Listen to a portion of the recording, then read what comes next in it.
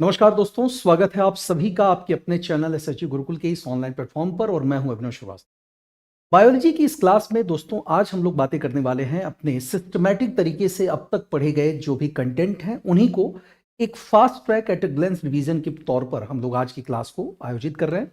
और ये छोटा सा एक सेशन होगा जिसमें हर दिन मैं आपको अलग अलग टॉपिक से रिलेटेड कुछ पीक पॉइंट्स जो आपके पेपर में क्वेश्चन के फॉर्म में आ सकते हैं उन क्वेश्चन से परिचित कराने की कोशिश करूंगा कंटेंट के रूप में भी।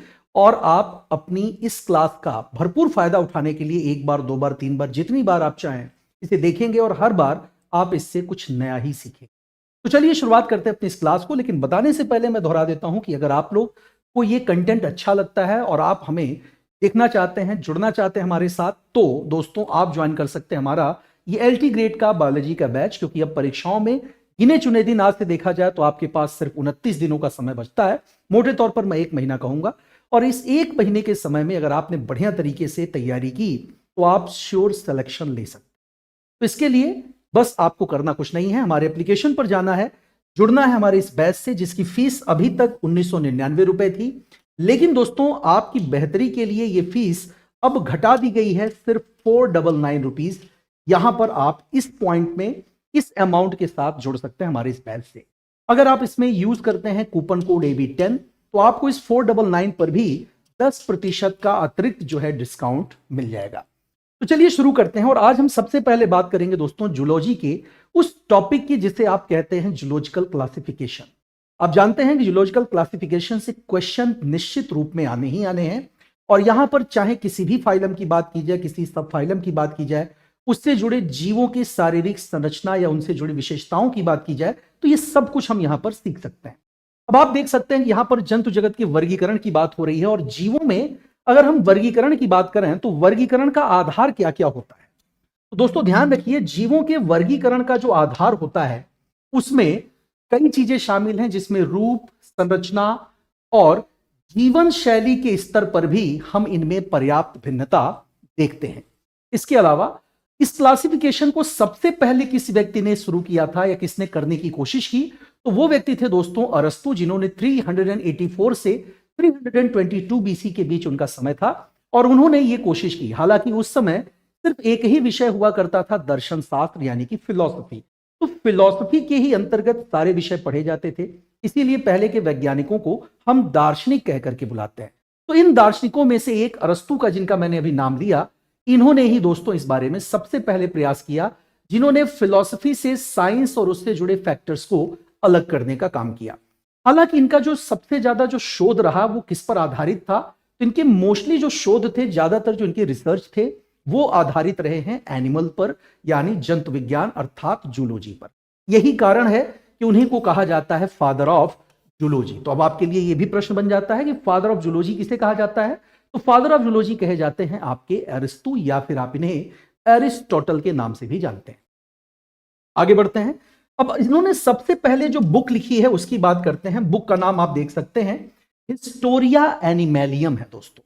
और इसी हिस्टोरिया एनिमेलियम नाम की बुक में उन्होंने 500 से भी ज्यादा प्रकार के जंतुओं को स्टडी किया था। तो 500 प्रकार के जंतुओं को अरस्तु ने स्टडी करने के बाद उनका विवरण अपनी किस पुस्तक में लिखा, तो वो पुस्तक थी हिस्टोरिया एनिमेलियम। आगे बढ़ते हैं। उन्होंने जीवों के वर्गीकरण के जो भी प्रारंभिक प्रयास किए। अब क्वेश्चन पूछा गया है कि अरस्तु के जीवों के वर्गीकरण का आधार क्या क्या था, तो आप क्या बताएंगे दोस्तों।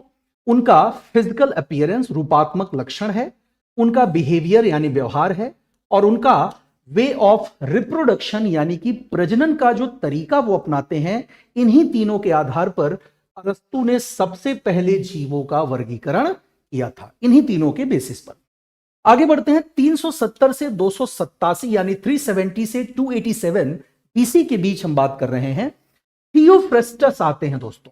और थियोफ्रेस्टस, जिन्हें हम लोग प्रथम वनस्पति वैज्ञानिक भी कहते हैं, तो who is called the first botanist, तो आप किसका नाम लेंगे, वो है दोस्तों आपके थियोफ्रेस्टस। और थियोफ्रेस्टस को कहा जाता है फादर ऑफ बॉटनी।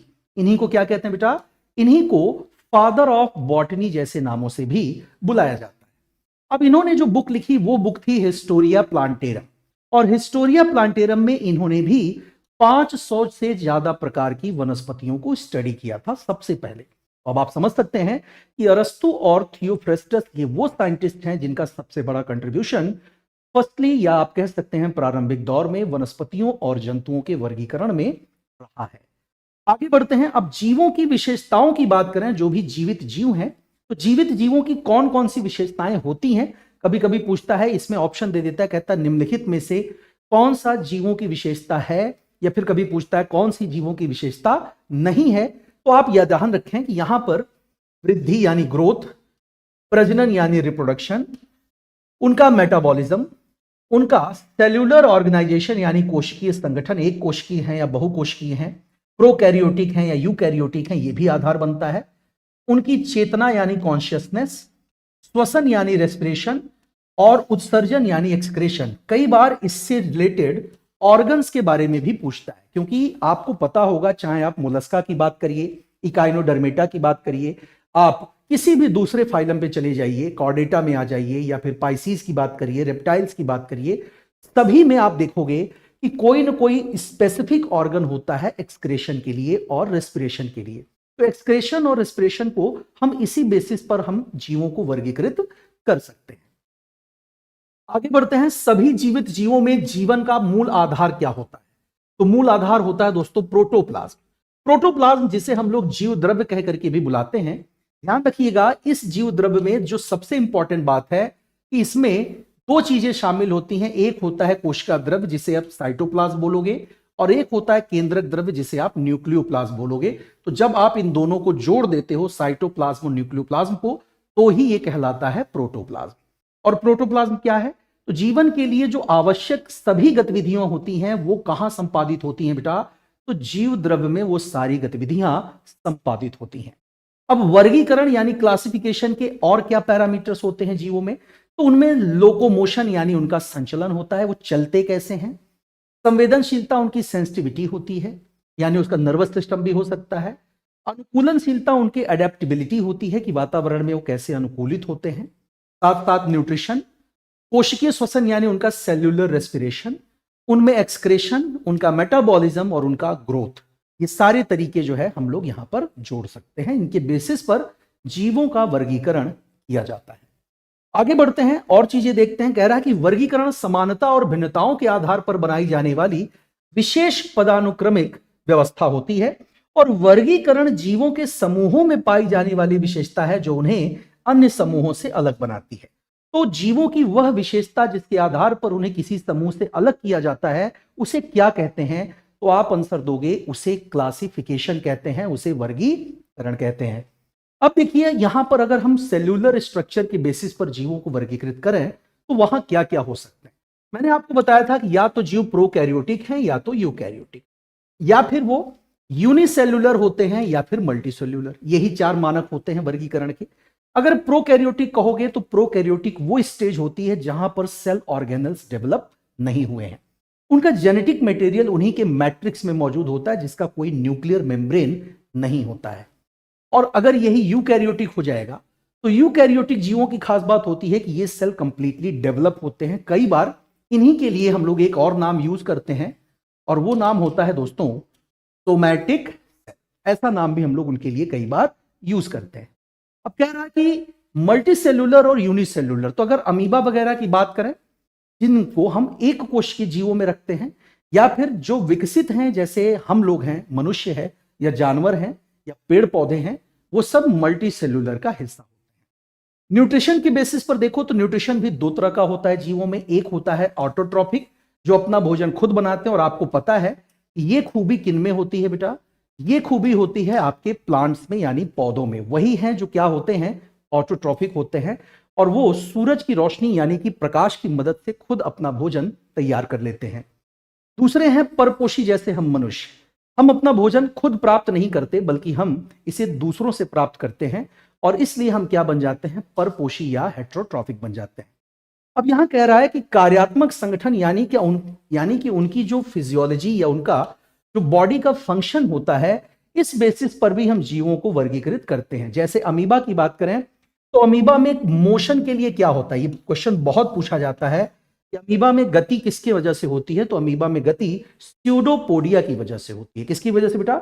स्यूडोपोडिया। और ध्यान रखना है कि ये इस स्यूडोपोडिया का इस्तेमाल कई बार अपने शिकार को पकड़ने के लिए भी करता है, जो कि वास्तविक पैर नहीं होते। इन्हें हम कूट पैर या आभासी पैर भी बोल सकते हैं, जबकि मनुष्यों में इसके लिए क्या होते हैं, स्पेसिफिक लिम्स होते हैं, हमारे पास पैर होते हैं। आगे बढ़ते हैं, यहां पर देख लीजिए, कह रहा है कि जंतु जगत में असंख्य बहुकोशिकीय जीव शामिल हैं जो जंतु संभोजी यानी कि होलोजोइक होते हैं। अब यहां पर होलोजोइक का मतलब जो सब कुछ खा रहे हैं, ठीक। अब इनमें एक कोशिकीय प्रोटोजोआ को हम रख सकते हैं जो कई बार प्लैंकटन समुदाय को अपना भोजन बनाते हैं, या फिर आप बात कर सकते हैं कि प्रोटोजोआ जो होता है वो होलोजोइक फूड लेता है या होलोजोइक न्यूट्रिशन प्राप्त करता है। जब हम जंतु शरीर प्रणाली यानी एनिमल कंस्ट्रक्शन प्लान की बात करेंगे, तो एनिमल कंस्ट्रक्शन प्लान जो है, यानी इसी को हम बॉडी प्लान कहते हैं बेटा। और ये बॉडी प्लान 3 अलग अलग बेसिस पर किया जाता है। किसके किसके?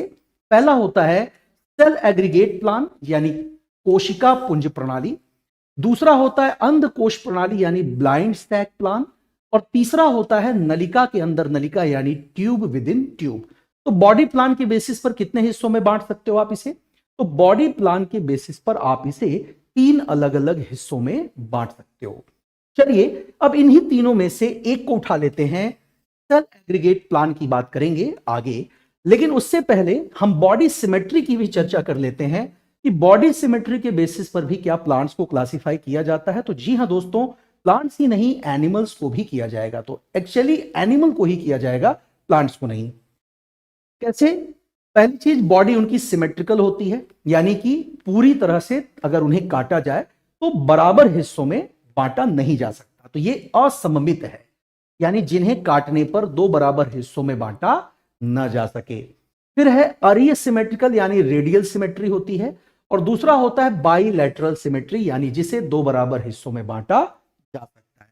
तो बाइलेटरल सिमेट्री ही होती है जैसे जीवों को काटने पर 2 बराबर हिस्सों में वो बंट जाएंगे। लेकिन अगर अमीबा की बात की जाए तो क्या अमीबा रेडियल सिमेट्री या फिर बाइलेटरल सिमेट्री में से पूछता है कौन सा सिमेट्रिकल बॉडी प्लान उनमें पाया जाता है? तो आप क्या बताओगे? इन्हीं दोनों के बेसिस पर आप अपने इस प्रश्न का आंसर दे सकते हो। आइए चलिए बात करते हैं सेल एग्रीगेट प्लान के बारे में, यानी कि कोशिका पुंज प्रणाली के बारे में थोड़ी बातें कर लेते हैं। जैसे जब मैंने सेल एग्रीगेट प्लान की बात की आपके सामने, तो आप देखिए कह रहा है कि सरल शारीरिक संरचना वाले जीव होते हैं, यानी जिनकी बॉडी सेल एग्रीगेट होती है या सेल एग्रीगेट प्लान को जो फॉलो करते हैं, उनका शरीर जो है वो बहुत ही सिंपल स्ट्रक्चर वाला होता है, जो सेल यानी कोशिका के रूप में पाए जाते हैं। हालांकि इनमें कोई भी लेबर क्लासिफिकेशन नहीं होता, कोई लेबर डिवीजन नहीं किया गया होता है। जैसा आप देख रहे हैं, इनमें क्रम विभाजन जो होता है वो नाम मात्र का होता है, यानी इनमें अलग अलग कार्यों के लिए कोई स्पेसिफिक ऑर्गन नहीं मौजूद होते हैं, ठीक। लेकिन पोषण और श्वसन ये दोनों क्रियाएं ये करते हैं, क्योंकि ये हैं क्या? अगर ये सेल है, इट मींस ये लिविंग होगी कि नहीं होगी, जीवित होगी कि नहीं होगी? बिल्कुल होगी। तो अगर ये जीवित है तो फिर उनमें हमें श्वसन और उत्सर्जन या पोषण जैसी प्रक्रिया देखने को मिलेगी। लेकिन उनमें क्या होता है कि टिश्यू और ऑर्गन्स डेवलप नहीं होते, इसलिए इनको हम लोग ऑर्गेनिज्म नहीं कहेंगे। क्या नहीं कहेंगे इसे? ऑर्गेनिज्म उन्हें कहा जाता है जिनमें प्रॉपर ऑर्गन डेवलप हुए हों, लेकिन जिनमें ऑर्गन डेवलप हुए ही नहीं उन्हें ऑर्गेनिज्म नहीं कहा जाएगा। आगे कह रहा है इसका सबसे अच्छा एग्जाम्पल अगर पूछा जाए तो फाइलम पोरीफेरा के जीव जैसे साइकॉन की बात कर लो या स्पंज की बात कर लो, ये दोनों ही इसके बहुत अच्छे एग्जाम्पल हैं जिनकी बॉडी सेल एग्रीगेट प्लान को फॉलो करती है। नेक्स्ट पर आते हैं। अब जैसे ब्लाइंड सैक प्लान मैंने बताया दूसरा वाला, तो ब्लाइंड सैक प्लान में क्या होता है दोस्तों? यहां भी ये सिंगल सेल ही होते हैं, एक ही कोशिका होते हैं जिसमें एक ही छिद्र यानी कि पोर्स होता है जो बाहर की ओर ओपन होता है। इनमें माउथ भी होगा, एनस भी होगा, लेकिन ये माउथ और एनस दोनों का रोल एक ही पोर से पूरा होता है। मतलब एक ही पोर ब्लाइंड सैक वाले में जो होते हैं जीव, उनमें एक ही ओपनिंग माउथ और एनस दोनों का रोल प्ले करती है। आगे बढ़ते हैं। आगे आप देखिए कि यहां कह रहा है कि ये पोषण और विसरण यानी न्यूट्रिशन एंड डिफ्यूजन दोनों प्रोसेस को कंप्लीट करते हैं, यानी ये न्यूट्रिशन भी करते हैं और डिफ्यूजन भी करते हैं। साथ साथ इन्हें गैस्ट्रोवेस्कुलर कैविटी भी कही जाती है, जिससे वो न्यूट्रिशन और डिफ्यूजन दोनों काम करते हैं। सीलेंट्रेटा में अगर हम एग्जाम्पल लें हाइड्रा का, और प्लेटीहेल्मिन्थेस का एग्जाम्पल लें जैसे फेसियोला, तो इसके सबसे अच्छे ये दोनों एग्जाम्पल होंगे। तो अगर आपसे पूछता है ब्लाइंड सैक प्लांट किन में पाया जाता है, तो बेटा आप यहां पर प्लेटीहेल्मिन्थेस और फेसियोला, जो कि हाइड्रा और सिलेंट्रेटा, इन दोनों को आप अलग अलग समूहों में इसके एग्जाम्पल के रूप में डिफाइन कर सकते हैं। और आगे बढ़ते हैं। अब तीसरा जो उदाहरण है हमारे पास वो है दोस्तों ट्यूब विद इन ट्यूब का। अब ये जो ट्यूब विद इन ट्यूब वाला सिस्टम है, इसमें कह रहा है कि एक ही ईसोफेगस होता है, एक आहार नाल होता है, जिसके एक सिरे पर माउथ होगा और एक सिरे पर उसका एनस होता है। तो ट्यूब विद इन ट्यूब में ये वाली कंडीशन हमें देखने को मिलती है। जितने भी जटिल स्ट्रक्चर वाले जीव हैं, जैसे यूकैरियोटिक हो चाहे मल्टीसेल्यूलर हो, ये इसी तरह के बॉडी प्लान को फॉलो करते हैं। जैसे अगर हम मनुष्यों की बात करें, तो क्या मनुष्यों में हमें ये procedure tube with in tube वाला स्ट्रक्चर देखने को मिलता है कि नहीं मिलता? ये सोच के बताइएगा, ये मैं आपके लिए प्रश्न छोड़ता हूं। आगे कह रहा है कि एनालिडा का केचुआ हो, आर्थ्रोपोडा का कॉकरोच हो, या मोलस्का का सीपी और घोंघा हो, जिसे हम लोग स्नेल कहते हैं, तो इन तीनों में हमें ट्यूब विद इन ट्यूब का स्ट्रक्चर देखने को मिलता है। आगे बढ़ते हैं दोस्तों। अब यहां पर आप देख सकते हैं on the basis of body symmetry, यानी कि शरीर की सममिति के आधार पर जब हमने इसको वर्गीकृत किया, तो इसमें आप देखिए जरा, कह रहा है कि इस समूह जो सिमेट्रिकल बॉडी स्ट्रक्चर जिनका होता है, उन समूह के जीवों का शरीर इस तरह से विन्यासित हो, इसे कहीं से भी काटा जाए, उन्हें कभी भी दो समान भागों में आप विभाजित नहीं कर पाओगे। जैसे यहां से मैं काटूं तब भी ये दो बराबर भागों में नहीं बटेंगे, यहां से काटें तब भी नहीं बटेंगे, ऐसे काटें तब भी नहीं होगा, और ऐसे काट दें तब भी ये बराबर भागों में विभाजित नहीं होंगे। यही बात आपकी अमीबा जैसे जीवों पर भी लागू होती है। इन्हें कभी भी दो बराबर भागों में बांटा नहीं जा सकता। तो इसी को हम लोग कहते हैं बॉडी सिमेट्री। आगे बढ़ते हैं, रेडियल सिमेट्री की बात करते हैं। रेडियल सिमेट्री क्या होता है कि इन्हें अगर अर्धव्यास में काटा जाता है, तो इन्हें दो समान भागों में विभाजित किया जा सकता है। जैसे ये वाला हिस्सा ऐसे हो गया, या फिर मछली को देख लो, तो मछली जो है ये बाइलेटरल सिमेट्री की बात करती है, जिसमें केवल बीच से काटने पर ही इन्हें दो भागों में विभाजित किया जाएगा, चाहे वो मेढक हो, बर्ड्स हो, और फिशेस हो, या फिर हम ह्यूमंस हो। तो अगर हम मनुष्यों को बीच से काटा जाए, तभी हम बाइलेटरल सिमेट्री वाला हिसाब किताब फॉलो करेंगे, शो करेंगे। लेकिन जैसा मैंने बताया कि रेडियल सिमेट्री में केवल अर्धव्यास वाले हिस्से, यानी यहां सेंटर से काटोगे, केवल तभी ये दो हिस्सों में बटेंगे, अदरवाइज इन्हें दो हिस्सों में बांटा नहीं जा सकता। इसका सबसे अच्छा एग्जाम्पल आपको मैंने बताया है कि सीलेंट्रेटा का हाइड्रा और स्टारफिश, जो कि यही स्टारफिश है, ये दोनों इसको सबसे अच्छी तरह से शो कर रहे हैं। अब बात आती है दोस्तों उसके देह गुहा यानी बॉडी कैविटी, जिसे हम सीलोम कहते हैं। तो सीलोम की बेसिस पर भी हम जीवों को क्लासिफाई करते हैं। यानी हम आपको आज बता रहे हैं कि जीवों के क्लासिफिकेशन का बेस क्या होता है, आधार क्या क्या होता है। अब आप देखिए कि ट्यूब विद इन ट्यूब की बात मैंने की, तो ट्यूब विद इन ट्यूब वाले जीवों में जो बॉडी वॉल होता है और जो उनका ईसोफेगस यानी आहार नाल होता है, या एलिमेंट्री कैनाल जो होता है, आहार नाल नहीं, उसका जो एलिमेंट्री कैनाल होता है, उसमें दोनों के बीच में आपको बॉडी कैविटी मिल जाएगी, और इसी बॉडी कैविटी को बेटा सीलोम कहते हैं। जैसे अब इसी बॉडी कैविटी में किडनी और बाकी के जो ऑर्गन्स होते हैं वो इसमें मौजूद होते हैं। तो ये हम मनुष्यों में भी ये बात लागू होती है। बॉडी कैविटी सीलोम ये भ्रूणीय परिवर्धन यानी कि इसके एम्ब्रियोनिक डेवलपमेंट के दौरान ही ये पूछता है किससे बनता है, तो ये मीजोडर्म के डिवीजन से बनता है। कैसे बनता है बेटा, ये एक मोस्ट इंपॉर्टेंट क्वेश्चन होता है, ये बहुत पूछा जाता है कि बॉडी कैविटी या सीलोम किस स्टेज में बनता है, तो आप बताएंगे एम्ब्रियोनिक डेवलपमेंट के दौरान मीजोडर्म से ही इनका डेवलपमेंट होता है। प्रोटोजोआ, पोरीफेरा, सिलेंट्रेटा या टेपवर्म की बात करें, जिसे फीता कृमि आप बोलते हो, इन सब में सीलोम एब्सेंट होता है, क्योंकि इनकी बॉडी आप जानते ही हैं, देखा भी होगा आपने कैसी होती है इनकी शारीरिक संरचना। इसलिए इन जीवों को जिनमें बॉडी सीलोम नहीं पाया जाता, उन्हें हम असीलोमेट कहते हैं। क्या कहते हैं बेटा, उसी को असीलोमेट कहते हैं। राउंड वर्म जिसे आप लोग गोल कृमि कहते हो, इसमें जो बॉडी कैविटी होती है वो इसके एम्ब्रियो के ब्लास्टोसील से बनती है और इसी को बोला जाता है स्यूडोसील, जो कि कोई वास्तविक गुहा नहीं होती। और आगे, लेकिन अन्य सभी जीवों में क्या होता है बेटा? अन्य सभी जीवों में ये प्रॉपर बॉडी कैविटी पाई जाती है, जिन्हें हम क्या कहेंगे? सीलोमेट कहते हैं। तो जिन भी जीवों में बॉडी कैविटी होगी उन्हें क्या बोलोगे? उन्हें सीलोमेट कहते हैं। अब सीलोमेट का सबसे अच्छा एग्जाम्पल क्या क्या है? एनेलिडा है, मोलस्का है, इकाइनोडर्मेटा है और आर्थ्रोपोडा। तो आर्थ्रोपोडा, इकाइनोडर्मेटा, मोलस्का और एनेलिडा, ये चारों क्या हैं बच्चे? ये चारों सीलोमेट हैं। लेकिन अगर पीछे आ जाए फिर से देख लेते हैं, प्रोटोजोआ, पोरीफेरा, सीलेंट्रेटा और टेप वर्म जैसे जीव जिनमें सीलोम एब्सेंट है, इनको हम लोग कहां रखेंगे? इन्हें हम लोग ऑसीलोमेट में रखते हैं।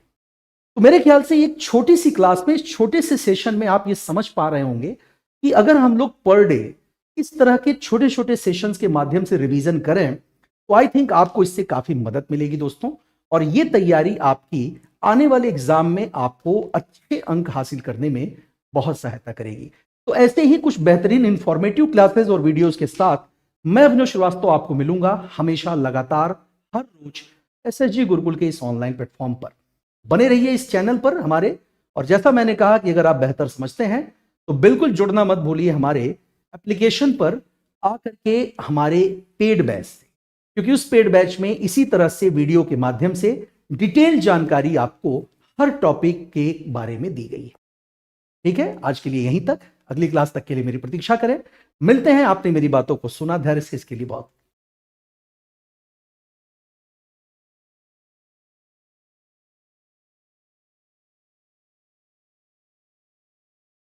नमस्कार दोस्तों, स्वागत है आप सभी लोगों का आपके अपने चैनल एसएसजी गुरुकुल के इस ऑनलाइन मंच पर, और मैं हूं अभिनव श्रीवास्तव। दोस्तों, उम्मीद करता हूं कि आप सब स्वस्थ हैं, बढ़िया तरीके से आपकी तैयारियां चल रही हैं, और कहना चाहूंगा मैं कि आपने पिछली क्लासेस देख ली होंगी शायद अब तक, और अब आपके पास मैं अपनी इसी शॉर्ट रिवीजन श्रृंखला की तीसरी कड़ी लेकर के उपस्थित हूं। और आज हम लोग बात करने वाले हैं, इन तस्वीरों को देखकर आप समझ गए होंगे जिस एक फाइलम के बारे में, उस एक फाइलम को हम लोग कहते हैं दोस्तों फाइलम पोरीफेरा, यानी एक ऐसा समूह जिससे संबंधित जीवों की संरचना इतनी अद्भुत है, उनकी जीवन शैली, उनका लाइफस्टाइल कहेंगे, या फिर आप उनके विकास की प्रक्रिया कहिए, उनका आवास कहिए, या फिर उनकी कैरेक्टरिस्टिक्स की बात की जाए, हर स्तर पर वो बहुत ही अलग और अलहदा नजर आते हैं। तो आज हम लोग अपने इस छोटे से क्लास में, छोटे से सेशन में समझेंगे फाइलम पोरीफेरा। दोस्तों, आप देख सकते हैं फाइलम पोरीफेरा की बात यहां पर हो रही है, और मैंने बता रखा है आपको कि फाइलम पोरीफेरा, ये एक पोरीफेरा शब्द जो है ये एक लैटिन नाम है दोस्तों। कैसा नाम है? तो ये पोरीफेरा जो नाम देख रहे हैं ये एक लैटिन नाम है, और इसका अर्थ क्या होता है? इसका अर्थ होता है, आप देख सकते हैं, पोर्स प्लस फेरा। तो पोर्स मतलब छिद्र और फेरा मतलब धारण करना। इतने से ही समझ में आ गया कि ऐसे जीव जिन्हें छिद्रधारी जंतु कहा जाता है उन्हीं को इस फाइलम में रखते हैं, जिनके शरीर पर बहुत महीन महीन छिद्र पाए जाते हैं। अगली चीज दोस्तों, परिधानी या पोरीफेरा, यही शब्द इनके लिए हम हिंदी में इस्तेमाल करते हैं। अब इस संघ के जीवों की बात कर रहा है तो याद रखना है कि सबसे प्राचीन अगर कोई संघ है जीवों का तो वो फाइलम पोरीफेरा का है, यानी धरती पर विकास की प्रक्रिया में सबसे पहले उत्पन्न होने वाले जीवों में इन्हीं का नाम सबसे ऊपर लिया जाएगा। आगे बढ़ते हैं। अब इन्हें हम आदिम बहुकोशिकीय, यानी कि ये जीव भले ही सबसे पहले उत्पन्न हुए लेकिन ये मल्टी सेल्यूलर जीव होते हैं दोस्तों, जिन्हें हम अपनी खुली आंखों से आसानी से देख सकते हैं।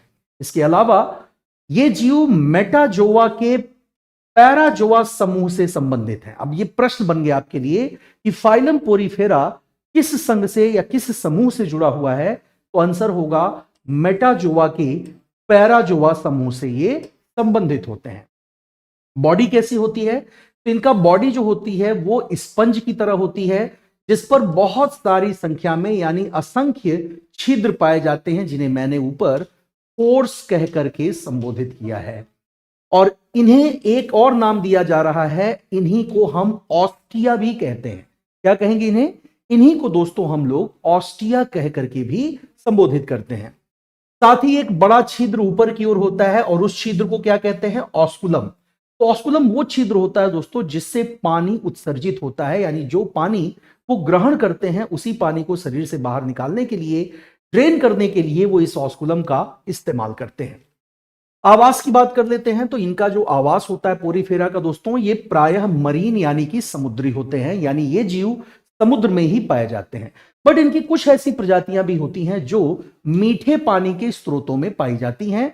जैसे अगर नाम लिया जाए तो स्पॉन्जिला एक ऐसा प्रजाति इसकी है जो मीठे पानी में पाई जाती है। शरीर कैसा होता है तो ध्यान रखिएगा, इनका शरीर पौधों की तरह ब्रांच्ड होता है, यानी शाखित होता है, और ये जंतु जल में किसी भी ठोस आधार से चिपके रहते हैं। मतलब ऐसा नहीं है कि फ्री फ्लोट करते हैं, फ्री स्विम करते हैं, बल्कि ये किसी न किसी ठोस आधार से जुड़े होते हैं और वहीं पर समुद्र में ये मौजूद रहते हैं।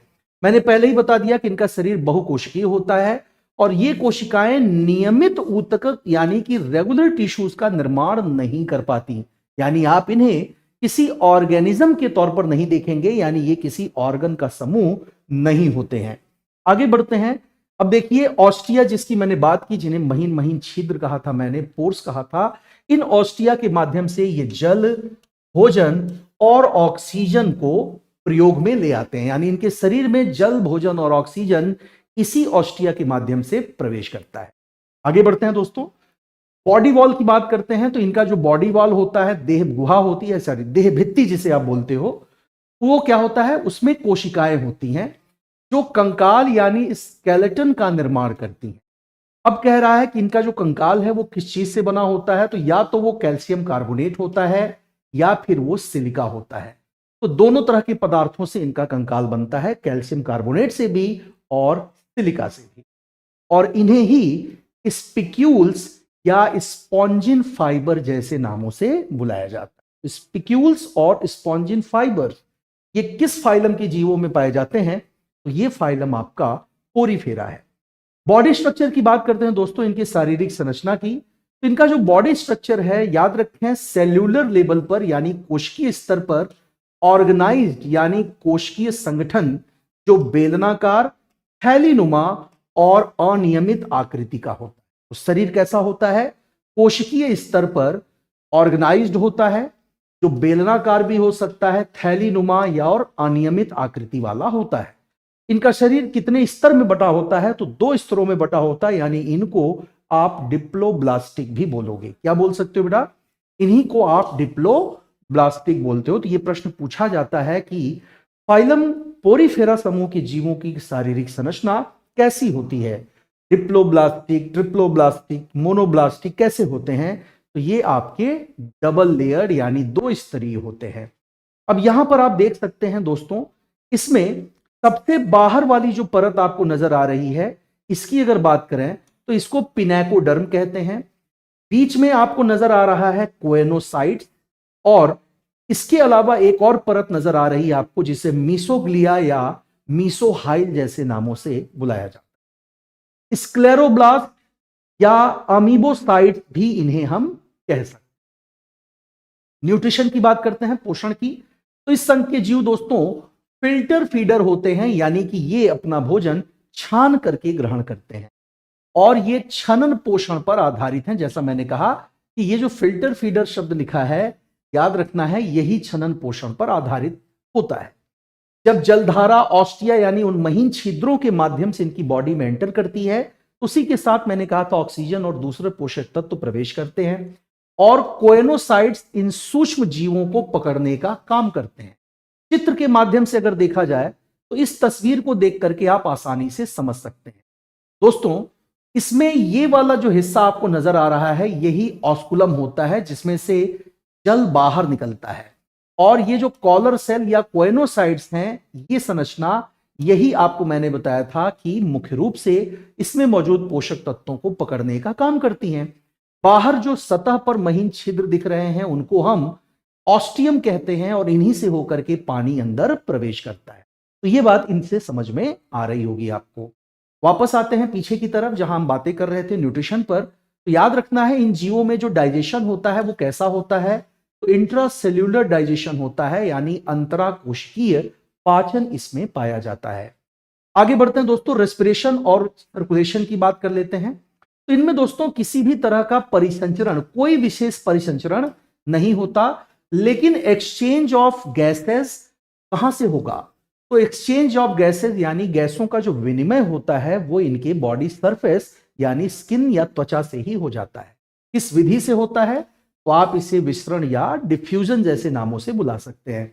नर्वस सिस्टम की बात करें दोस्तों तो इसमें नर्वस सिस्टम एब्सेंट होता है, इनमें स्नायु तंत्र नहीं पाया जाता, लेकिन इनकी कोशिकाएं जो होती हैं वो समन्वय के सिद्धांत यानी कोऑर्डिनेशन के द्वारा कार्य करती हैं, यानी इनके अंगों में जो कोशिकाएं मौजूद हैं उनमें पारस्परिक समन्वय करने की क्षमता पाई जाती है। नेक्स्ट पॉइंट पर आते हैं दोस्तों, बात कर लेते हैं इनकी रिप्रोडक्शन की। तो पोरीफेरा का जो रिप्रोडक्शन होता है वो सेक्सुअल एंड असेक्सुअल दोनों तरीकों से होता है, लैंगिक भी और अलैंगिक भी। लेकिन अगर हम लैंगिक प्रजनन की बात करें तो ये मोस्टली पोरीफेरा फाइलम के जीव हर्मोफ्रोडाइट होते हैं। हर्मोफ्रोडाइट मतलब उभयलिंगी, जिसमें नर और मादा लिंग एक ही में होते हैं, ना कि अलग अलग होते हैं। इसलिए इनमें कैसा निषेचन होगा? तो इनमें जो निषेचन होता है दोस्तों वो आंतरिक होता है, यानी इंटरनल फर्टिलाइजेशन प्रोसेस इसमें देख सकते हैं, जिसका मूल कारण इनका हर्मोफ्रोडाइट होना है। और इनका जो विकास होता है वो कैसे होता है बेटा? इनडायरेक्ट होता है। और ये किसका निर्माण करते हैं? तो ये लार्वा का भी निर्माण करते हैं। अब असेक्सुअल रिप्रोडक्शन की अगर बात कर लें तो याद रखिए, असेक्सुअल रिप्रोडक्शन यानी अलैंगिक जनन के 3 तरीके हैं जिनका प्रयोग ये जीव करते हैं, जिसमें बडिंग यानी मुकुलन, किसी एक भाग का बढ़ करके दूसरे जीव में बदल जाना, फ्रेगमेंटेशन यानी विखंडन यानी टूट करके दूसरे जीवों का निर्माण करना, या फिर ये गेम्यूल्स के द्वारा भी प्रजनन अलैंगिक रूप से करते हैं। अब ये चित्र मैंने आपको यहां समझा ही दिया है, ये ध्यान रखिएगा। ये जो बड़ा छिद्र मैंने बताया ऑस्कुलम का, यही बड़ा छिद्र है जिससे जल क्या होता है? उत्सर्जित होता है। और इनकी शारीरिक सतह पर बनने वाले कैनाल सिस्टम जो होते हैं वो कहां खुलते हैं? तो वो कैनाल सिस्टम इसके स्पॉन्जोसील में ही खुलते हैं, क्योंकि इनमें जो गुहा होती है उनको स्पॉन्जोसील कहा जाता है, या उसी को स्पंज गुहा जैसे नामों से बुलाया जाता है। तो ये मैंने इसकी एक शारीरिक संरचना आपको बताई है। आइए इससे जुड़े कुछ फैक्ट्स को जानते हैं, बहुत ही इंपॉर्टेंट फैक्ट्स जो आपके पेपर में आपकी बहुत मदद कर सकते हैं। उदाहरण के लिए, कुछ स्पंज कह रहा है कि अन्य जंतुओं को उनके ऊपर बढ़ने यानी वर्धन करने और उस दौरान उन्हें मार डालते हैं। समझ में आ रही बात? कुछ स्पंज क्या करते हैं? कुछ जंतुओं पर वृद्धि करते हैं और उस दौरान उन्हें मार डालते हैं। उदाहरण के लिए मुक्ता श्रुति, इसी को कहेंगे पर्ल ऑयस्टर। ध्यान रखिएगा, पर्ल ऑयस्टर जो होता है ये मोती बनाने वाले जीव होते हैं, जिन्हें आप सामान्य भाषा में घोंगा भी बोलते हो। तो याद रखना, ये जहरीला पदार्थ स्रावित करते हैं और ऐसी गंध का उत्सर्जन करते हैं जो अच्छी नहीं होती है, मतलब एक खराब स्मेल का भी उत्सर्जन करते हैं।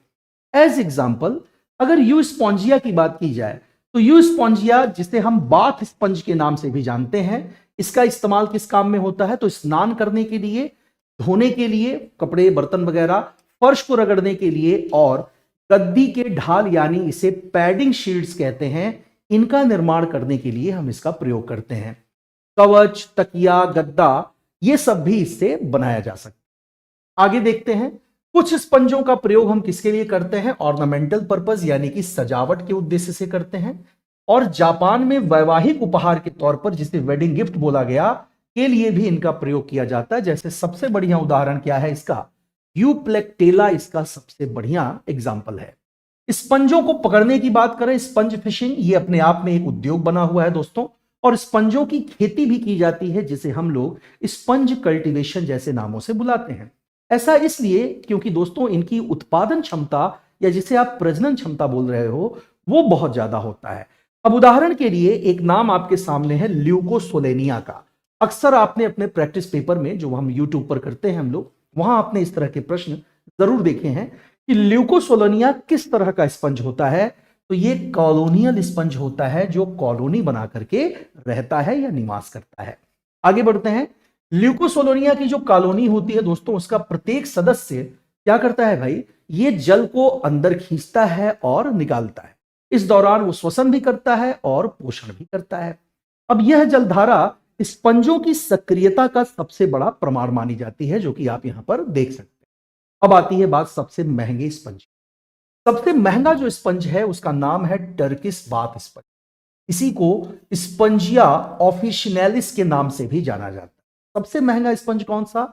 स्पंजिया ऑफिशिनैलिस है, जिसे हम टर्किश बाथ स्पंज के नाम से भी बुला सकते हैं। और सबसे बड़ी बात कि ल्यूकोसोलेनिया की जो गुहा होती है, इसकी जो सिलोम होता है, स्पंज गुहा इसे बोलते हैं, या इसी का एक नाम है एट्रियम, इसी नाम से इसे बुलाया जाता है।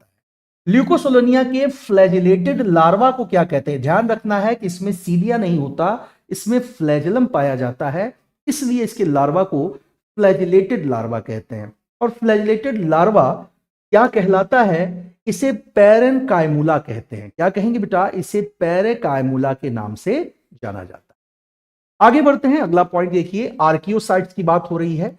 आर्कियोसाइट्स के बारे में यहां पर स्पष्ट रूप में आपको बताया जा रहा है कि जो आर्कियोसाइट्स हैं, इन्हीं के कारण ही स्पंजों में रीजनरेटिव पावर होती है। अब देखिए, रीजनरेटिव पावर का मतलब क्या है? ये अपने डैमेज अंगों या क्षतिग्रस्त अंगों या ऊतकों को फिर से विकसित कर लेने की क्षमता रखते हैं, जैसे कि हम मनुष्यों में हमारे लिवर में होता है। छिपकली की पूंछ में भी रीजनरेटिव पावर होती है। खैर, हमारे मनुष्यों की हम बात करें अगर, तो मनुष्यों के सिर्फ लिवर में ऐसी क्षमताएं पाई जाती हैं, बाकी किसी भी अंग में पुनरुत्पादक क्षमता नहीं पाई जाती। आगे कह रहा है कि इलियास ने सर्वप्रथम प्रमाणित किया कि स्पंज क्या है? जंतु है। तो अब ये सीधा सीधा प्रश्न बन गया आपके लिए। चर्म स्तर यानी इसका जो डर्मल लेयर होता है, वो पिनेकोसाइट कोशिकाओं का एक लेयर होता है। तो इनका जो चर्म स्तर या इनका जो डर्मल लेयर है, वो किन कोशिकाओं से बनता है? तो उन्हें हम पिनेकोसाइट्स कहते हैं। मध्य चर्म में चर्म स्तर द्वारा स्रावित जेली जैसे पदार्थ को क्या कहेंगे? मैट्रिक्स से जो भरा होता है, इसी में दोस्तों अनेक कोशाएं मौजूद होती हैं। स्पंज गुहे स्तर यानी स्पंजोसिलिक स्तर की बात करें तो इस पर अंडाकार सी कीप कोशाओं या फिर इसी को कहते हैं कोएनोसाइट, जिसका मैंने अभी पीछे फिगर में आपसे उल्लेख किया था, इन्हीं का एक लेयर पाया जाता है। नेक्स्ट पॉइंट पर आते हैं, एग्रीगेट सेल सिस्टम इसमें होता है। इस बात को विशेष रूप से ध्यान रखिएगा। इनके मीसोहाइल में निलंबित कंटिकाओं यानी जिसे मैंने कहा था स्पिक्यूल्स, और याद रखिए ये स्पिक्यूल्स दो स्तर बताए थे मैंने, या तो ये सिलिका के होंगे या फिर ये कैल्शियम कार्बोनेट के होते हैं। तो ज्यादा संभावना होती है इनके स्पिक्यूल्स के सिलिका से बनने की। स्पंज का जो कंकाल होता है, याद रखना है, उसका निर्माण इसी सिलिका या कैल्शियम कार्बोनेट से होता है, जिसे हम स्पिक्यूल्स जैसे नामों से बुलाते हैं। स्पंजों की बात हो रही है तो स्पंजों में दोस्तों ऊतक यानी कि टिश्यू नहीं पाए जाते, ठीक, क्योंकि इनका कोई संगठन ऐसा है नहीं। स्पॉन्जिला की बात करें, जो मैंने फ्रेश वाटर पोरीफेरा के रूप में भी पीछे शुरू में बताया था, ये तालाब, नदी और झील सभी जगहों पर पाया जाता है। और बात करें फाइलम पोरीफेरा की, तो फाइलम पोरीफेरा को पैराजोआ जैसे नामों से भी हम बुला सकते हैं। तो ये सारी जो विशेषताएं हैं ये मैंने आपको बताई हैं, स्पेशली किसके लिए? ये सारी बातें फाइलम पोरीफेरा के लिए। और एकदम शॉर्ट क्लास में, यानी सिर्फ 20 मिनट की क्लास भी नहीं है, इसमें आप अपने इस पूरे फाइलम को रिवाइज करके अपनी सफलता सुनिश्चित कर सकते हैं। तो दोस्तों, ऐसे ही इंफॉर्मेटिव वीडियोस के लिए आप अपनी इस क्लास को लाइक जरूर करें, शेयर करें अपने ज्यादा से ज्यादा दोस्तों तक, अपने ज्यादा से ज्यादा जानने वालों तक, जो भी एक ऑथेंटिक और क्वालिटी मटेरियल की तलाश कर रहे हैं, ताकि वो अपनी सफलता का सफर और आसान बना सके। तो आपकी सफलता के लिए प्रतिबद्ध एसएसजी टीम गुरुकुल के साथ मैं अभिनव श्रीवास्तव आप सबसे अनुमति लेता हूं अगली क्लास तक के लिए, क्योंकि अगली क्लास में फिर मैं किसी और फाइलम से जुड़ी ऐसी ही मजेदार और इंफॉर्मेटिव जानकारी लेकर आपसे फिर मिलूंगा। तब तक के लिए अपना ख्याल रखिए। नमस्कार दोस्तों। नमस्कार दोस्तों, स्वागत है आप सभी का आपके अपने चैनल एसएसजी गुरुकुल के इस ऑनलाइन मंच पर, और मैं हूं अभिनव। दोस्तों, वक्त हो गया है हमारे उस शॉर्ट वीडियो का जिसका आपको लगातार इंतजार रहता है। और आज जंतु जगत में फाइलम प्रोटोजोआ और फाइलम पोरीफेरा के बाद मैं आपके बीच मौजूद हूं, लेकर के एक नए फाइलम को, जिससे जुड़ी कुछ महत्वपूर्ण जानकारियां आपकी तैयारी में आपकी मदद करेंगी, और आने वाले समय में जो एग्जाम आपका देना है, उस एग्जाम में आप बेहतर प्रदर्शन कर सकें, इसके लिए ये आपको तैयार करें। चलिए बिना किसी देरी के शुरू करते हैं अपनी आज की क्लास को, आज के इस छोटे से सेशन को। और आज के इस छोटे सेशन में दोस्तों हम लोग बात करने वाले हैं सिलेंट्रेटा या नाइडेरिया के बारे में, जिसका एक बेहतरीन एग्जाम्पल आप देख पा रहे हैं इस तस्वीर में, जो कि जेलीफिश के नाम से जाना जाता है। दोस्तों जब हम बात कर रहे हैं इस नाइडेरिया की, तो देखो नाइडेरिया जो वर्ड है, इन्हीं को पहले टीलेंटेरेटा के नाम से भी जाना जाता था, लेकिन अब हम इसे क्या कहते हैं? अब हम लोग इसे नाइडेरिया कह करके बुलाते हैं। ये एक ग्रीक वर्ड है बेटा, ग्रीक यानी जो यूनान में बोला जाता था, और इस ग्रीक वर्ड में ये जो नाइट या नीड्स सब लिखा है, इसका मतलब होता है स्टिंगिंग सेल्स। स्टिंगिंग सेल्स मतलब दंश कोशिका, जिससे वो डंक मार सकते हैं, इस तरह की, यानी डंक मारने वाली कोशिकाओं को ही हम नाइट्स के नाम से बुलाते हैं। अब बात कर रहे हैं स्टिंगिंग सेल या दंश कोशिकाओं की, तो आगे बढ़ते हैं। देखिए इन जीवों का जो शरीर होता है, उनके शरीर पर मुख के चारों तरफ भुजा यानी टेंटिकल जैसी संरचनाएं पाई जाती हैं, और इन टेंटिकल्स जैसी संरचनाओं को क्या कहा जाता है? इन्हें नीडोब्लास्ट या निमेटोसिस्ट जैसे नामों से भी बुलाया जाता है। तो दोनों शब्द याद रखिएगा, नीडोब्लास्ट या नेमेटोसिस्ट क्या होता है? तो ये इन जीवों के मुख यानी माउथ के चारों तरफ पाई जाने वाली टेंटिकल्स के जैसी संरचनाएं होती हैं। दोस्तों इनकी खासियत देखिए कि ये मल्टी सेल्यूलर होते हैं, यानी बहुकोशिकीय होते हैं। इनमें एरियल सिमेट्री पाई जाती है। एक्वेटिक यानी सारे जीव इसके जलीय होते हैं, और इनका शरीर जो है वो द्विस्तरीय यानी कि डिप्लोब्लास्टिक होता है, जैसा कि इस नाम में आप देख पा रहे होंगे। आगे बढ़ते हैं। अब देखो कुछ और विस्तार से चीजें समझते हैं, जैसे इनके हैबिटेट की बात करते हैं, इनका आवास कैसा।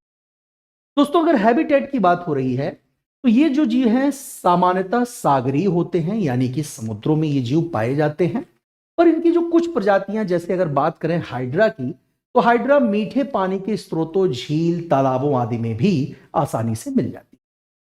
इसके कुछ जीव जैसे जेलीफिश की बात करें तो ये स्वतंत्र रूप से तैरते हैं, लेकिन कुछ ऐसे भी जीव होते हैं इस फैमिली में जो चट्टानों पर चिपके रहते हैं स्थायी रूप से। जैसे एक सिंपल एग्जांपल हम देख सकते हैं कोरल के रूप में, जो कि रीफ बनाता है। और कोरल रीफ की बात जब भी आती है दोस्तों, तो आप ऑस्ट्रेलिया में मौजूद ग्रेट बैरियर रीफ का नाम आखिर कैसे भूल सकते, जो करीब करीब देखा जाए तो 3000 से भी ज्यादा प्रजाति की मछलियों का घर है, और पता नहीं कितने प्रकार के समुद्री जीवों को वो आवासीय सुविधा उपलब्ध कराता है। हालांकि लगातार समुद्री जल के बढ़ते तापमान और जलवायुवी प्रतिकूल दशाओं की वजह से आपको पता है इस समय कोरल ब्लीचिंग की घटनाएं हो रही हैं, और ऐसे में ये बायोडायवर्सिटी को, एक मरीन बायोडायवर्सिटी को होने वाले एक अपूरणीय क्षति के रूप में देखा जा सकता है। दोस्तों बॉडी स्ट्रक्चर की बात कर लेते हैं। इस संघ के जीवों का शरीर कैसा मैंने बताया, तो डिप्लोब्लास्टिक यानी द्विस्तरीय होता है, जिसमें मुख्यतः आप देख सकते हैं एक्टोडर्म और एंडोडर्म जैसी संरचनाएं पाई जाती हैं, और उसके अलावा नॉन सेल्यूलर लेयर भी होती है, यानी जो कि कोई कोशिका नहीं है, वो एक अकोशिकीय स्तर होती है, जिसमें जेली लाइक पदार्थ भरा होता है। और आगे बढ़ते हैं, बॉडी सिमेट्री की चर्चा कर लेते हैं। तो इनका जो शरीर है वो कैसा होता है? रेडियल सिमेट्री आपको इन फाइलम के सदस्यों में मिल जाएगी, जिसे आपने सिलेंट्रेटा कहा है। अर्थात ये किसी भी तल पर काटा जाए तो इन्हें दो बराबर भागों में बांटा जा सकता है। तो रेडियल सिमेट्री का मतलब मैं आपको पहले भी समझा चुका हूं कि रेडियल सिमेट्री का अर्थ क्या। बॉडी कैविटी की बात करें बेटा, तो इसके फाइलम के जंतुओं में कैविटी जो है वो प्रेजेंट होती है, जिसमें एक ही छिद्र होता है जो माउथ और एनस दोनों, यानी कि मुख और गुदा दोनों का काम करता है। इसी गुहा को क्या कहते हैं? इसे गैस्ट्रोवेस्कुलर कैविटी या फिर इसी को सीलेंटरॉन जैसे नामों से भी बुलाया जाता है। आगे कह रहा है स्पेसिफिक सेल्स की अगर बात करें इसमें, तो इन जीवों के मुख के चारों ओर जो मैंने बताया, जो भुजाएं या जो आर्म्स पाई जाती हैं, जिनको हम लोगों ने टेंटिकल्स कह करके बुलाया है, इन्हीं की सहायता से ये भोजन को पकड़ने और उन्हें अपने मुख तक, या जिसे एनस भी आप बोलते हो, वहां तक लाने का काम करते हैं। इन्हीं टेंटिकल्स में एक तरह का जो है आप देख सकते हो उपस्थित कोशिकाएं, जिनको नाम दिया मैंने नीडोब्लास्ट या नेमेटोसिस्ट, इन्हीं का प्रयोग करके वो कई बार अपनी सुरक्षा भी करते हैं और शिकार को पकड़ने का काम भी करते हैं। तो दोनों तरह से प्रोटेक्शन एंड हंटिंग, दोनों काम वो अपने लिए इसी की मदद से करते हैं। नर्वस सिस्टम की बात करें दोस्तों तो इनका जो मस्तिष्क यानी इनका जो ब्रेन होता है वो एब्सेंट होता है, इनमें ब्रेन नहीं होता। लेकिन इसका मतलब ये नहीं है कि ये सोच समझ नहीं सकते हैं। जी हाँ, बिल्कुल इनमें ब्रेन होता नहीं है, लेकिन ये सोचने समझने जैसी क्रियाएं करते हैं। और वो कैसे होता है? क्योंकि इनमें एक तंत्रिका जाल यानी नर्व नेट पाया जाता है, जिसकी सहायता से ही ये जीव अपनी बॉडी का कोऑर्डिनेशन करते हैं, यानी शरीर के अंगों के बीच सामंजस्य स्थापित कर पाते हैं। अगर रेस्पिरेशन और एक्सक्रेशन की बात करें तो कह रहा है कि चूंकि ये कोशिकीय जीव है तो इनमें टिश्यू फॉर्मेशन नहीं होता, यानी इनमें ऊतक संगठन नहीं होता है, ऊतकों का निर्माण नहीं होता, और इस वजह से इनमें श्वसन और उत्सर्जन के लिए कोई विशेष अंग नहीं पाया जाता। ये दोनों ही क्रियाएं इस संघ के जीव कैसे करते हैं बेटा? तो ये दोनों क्रियाएं इस संघ के जीव अपने बॉडी सरफेस यानी कि अपनी जो त्वचा है उसी के माध्यम से ऐसा काम ये कर पाते हैं। अब जैसे इस फिगर को आप देख सकते हो, इस फिगर में आपको सीधे तौर पर ये चीजें समझ में आ रही होंगी। ये जो पहला स्ट्रक्चर आप देख रहे हो ये पॉलिप का है और दूसरा स्ट्रक्चर मेडुसा का है। तो ये पॉलिप और मेडुसा दोनों का संबंध किससे होता है? तो बेटा दोनों का जो संबंध होता है वो आपको पता है कि इनके रिप्रोडक्शन स्टेज से होता है या रिप्रोडक्शन प्रोसेस से जुड़ा होता है। कैसे? आगे देखते हैं। अब जैसा इन्होंने रिप्रोडक्शन की बात की तो इनमें सेक्सुअल और असेक्सुअल दोनों तरह का हमें रिप्रोडक्शन नजर आता है, यानी दोनों तरह के प्रजनन विधि का ये इस्तेमाल करते हैं। इन्हें अगर अलग अलग नामों से बुलाया जाए तो दोस्तों ध्यान रखिए, जैसे मेटाजेनेसिस और अल्टरनेशन ऑफ जनरेशन, तो ये दोनों क्रियाएं ये करते हैं, यानी मेटाजेनेसिस भी इनमें होता है और पीढ़ी एकांतरण यानी अल्टरनेशन ऑफ जनरेशन भी इनमें होता नजर आएगा। अगर इनके अल्टरनेशन ऑफ जनरेशन की बात की जाए तो दोस्तों सामान्यतः पौधों की कुछ प्रजातियां जैसे टेरिडोफाइट्स का नाम आपने सुना होगा और ब्रायोफाइट्स का आपने नाम सुना होगा, इन दोनों में भी हमें यही गुण नजर आता है। अल्टरनेशन ऑफ जनरेशन हमें यहां पर दिख जाएगा। अब इन्होंने कहा है कि ब्रायोफाइट्स में एम्फीबियन ऑफ प्लांट किंगडम जिसको बोला जाता है या जिन्हें हम वनस्पति जगत के उभयचर कहते हैं, उनमें भी ये दिखता है। मेटाजेनेसिस की बात करें तो मेटाजेनेसिस की जो प्रक्रिया होती है वो सामान्यतः जंतुओं के संदर्भ में इस्तेमाल की जाए। ध्यान रखिएगा, मेटाजेनेसिस किसके रेफरेंस में यूज होता है बेटा ये टर्म? तो ये टर्म यूज होता है अमूमन जंतुओं या एनिमल्स के संदर्भ में। लेकिन अगर यही बात की जाए, कह रहा है कि रिप्रोडक्शन प्रोसेस को, तो रिप्रोडक्शन प्रोसेस को पूरा करने के लिए ये ध्यान रखना कि इन्हें जल की आवश्यकता नहीं होती, ठीक उस तरह जैसे कि ब्रायोफाइटा को होती है। तो ब्रायोफाइटा के कंपैरिजन में ये थोड़ा अलग व्यवहार कर रहे हैं, क्योंकि होना भी चाहिए। आप वहां पर वनस्पतियों की बात कर रहे हैं ब्रायोफाइटा में और यहां पर आप एनिमल की बात कर रहे हैं। आगे बढ़ते हैं दोस्तों। अब जैसे अगली चीज इन्होंने कहा अल्टरनेशन ऑफ जनरेशन। अब देखो इसको समझना थोड़ा सा। कह रहा है कि इस अवस्था में दो अलग अलग न्यूक्लियर फेज एक के बाद एक बनते हैं, ठीक? जिसमें फर्स्ट स्टेज में दोस्तों हैप्लॉयड गैमेटोफाइट का निर्माण होता है और सेकेंड स्टेज में क्या होता है? डिप्लॉयड स्पोरोफाइट का निर्माण। तो ये दोनों ध्यान रखना है। फर्स्ट स्टेज में हैप्लॉयड गैमेटोफाइट बनेगा और सेकेंड स्टेज में आपको क्या नजर आ रहा है? तो इसमें आपको स्पोरोफाइट नजर आ रहा है। दोनों ही अवस्थाएं, क्या कहा मैंने, कि एक दूसरे को जन्म देती हैं। और बेटा इन दोनों अवस्थाओं को जो एक दूसरे से ही उत्पन्न हो रही हैं, इन्हीं को अल्टरनेशन ऑफ जनरेशन कह करके संबोधित किया जाए। मेटाजेनेसिस की बात कर लेते हैं बेटा। मेटाजेनेसिस में कह रहा है कि दो मॉर्फोलॉजिकल फॉर्म्स भी एक के बाद एक बनते हैं। जैसे इन्होंने पॉलिप की बात की, तो पॉलिप में ये असेक्सुअल रिप्रोडक्शन का उदाहरण है। ये असेक्सुअल रिप्रोडक्शन प्रस्तुत करता है या प्रदर्शित करता है, जहां पर सिसाइल अवस्था बोला जाता है बेटा इसमें। और सिसाइल अवस्था का मतलब क्या होता है कि इस अवस्था में ये जो जीव होते हैं ये किसी भी स्थिर आधार पर चिपके रहते। क्या होते हैं? सिसाइल स्टेज का मतलब है कि जिस अवस्था में ये जीव किसी भी ठोस आधार पर जुड़े रहते हैं या उससे चिपके रहते हैं। आगे देखिए, कह रहा है इसके मेडुसा के बारे में। पॉलिप तो मैंने बता ही दिया। मेडुसा कह रहा है कि सेक्सुअल रिप्रोडक्शन का ही ये हिस्सा है बेटा, लैंगिक प्रजनन का प्रदर्शन करता है। लेकिन इस अवस्था में मेडुसा फ्री स्विमिंग करता है, अर्थात ये मुक्त रूप से तैरता रहता है। अब बात कर लेते हैं इनके क्लासेस के बारे में। तो इनके जो क्लासेस हैं दोस्तों, निडेरिया के जो वर्ग हैं उसमें आप देखिए 4 अलग अलग वर्गों में इन्हें बांटा गया है। जिसमें पहला वर्ग हाइड्रोजोआ, दूसरा साइफोजोआ और तीसरा क्यूबोजोआ है। अगर हम हाइड्रोजोआ की बात करें तो इसमें पॉलिप जो है वो ज्यादा प्रबल होता है, जैसे हाइड्रा और ओबेलिया नाम के जीवों में हो। लेकिन अगर यही प्रश्न साइफोजोआ में पूछता है तो इस वर्ग में मेड्यूसा की प्रबलता क्या होती है, अधिक होती है। एज एग्जाम्पल दिया जाए तो ऑरेलिया है इसका।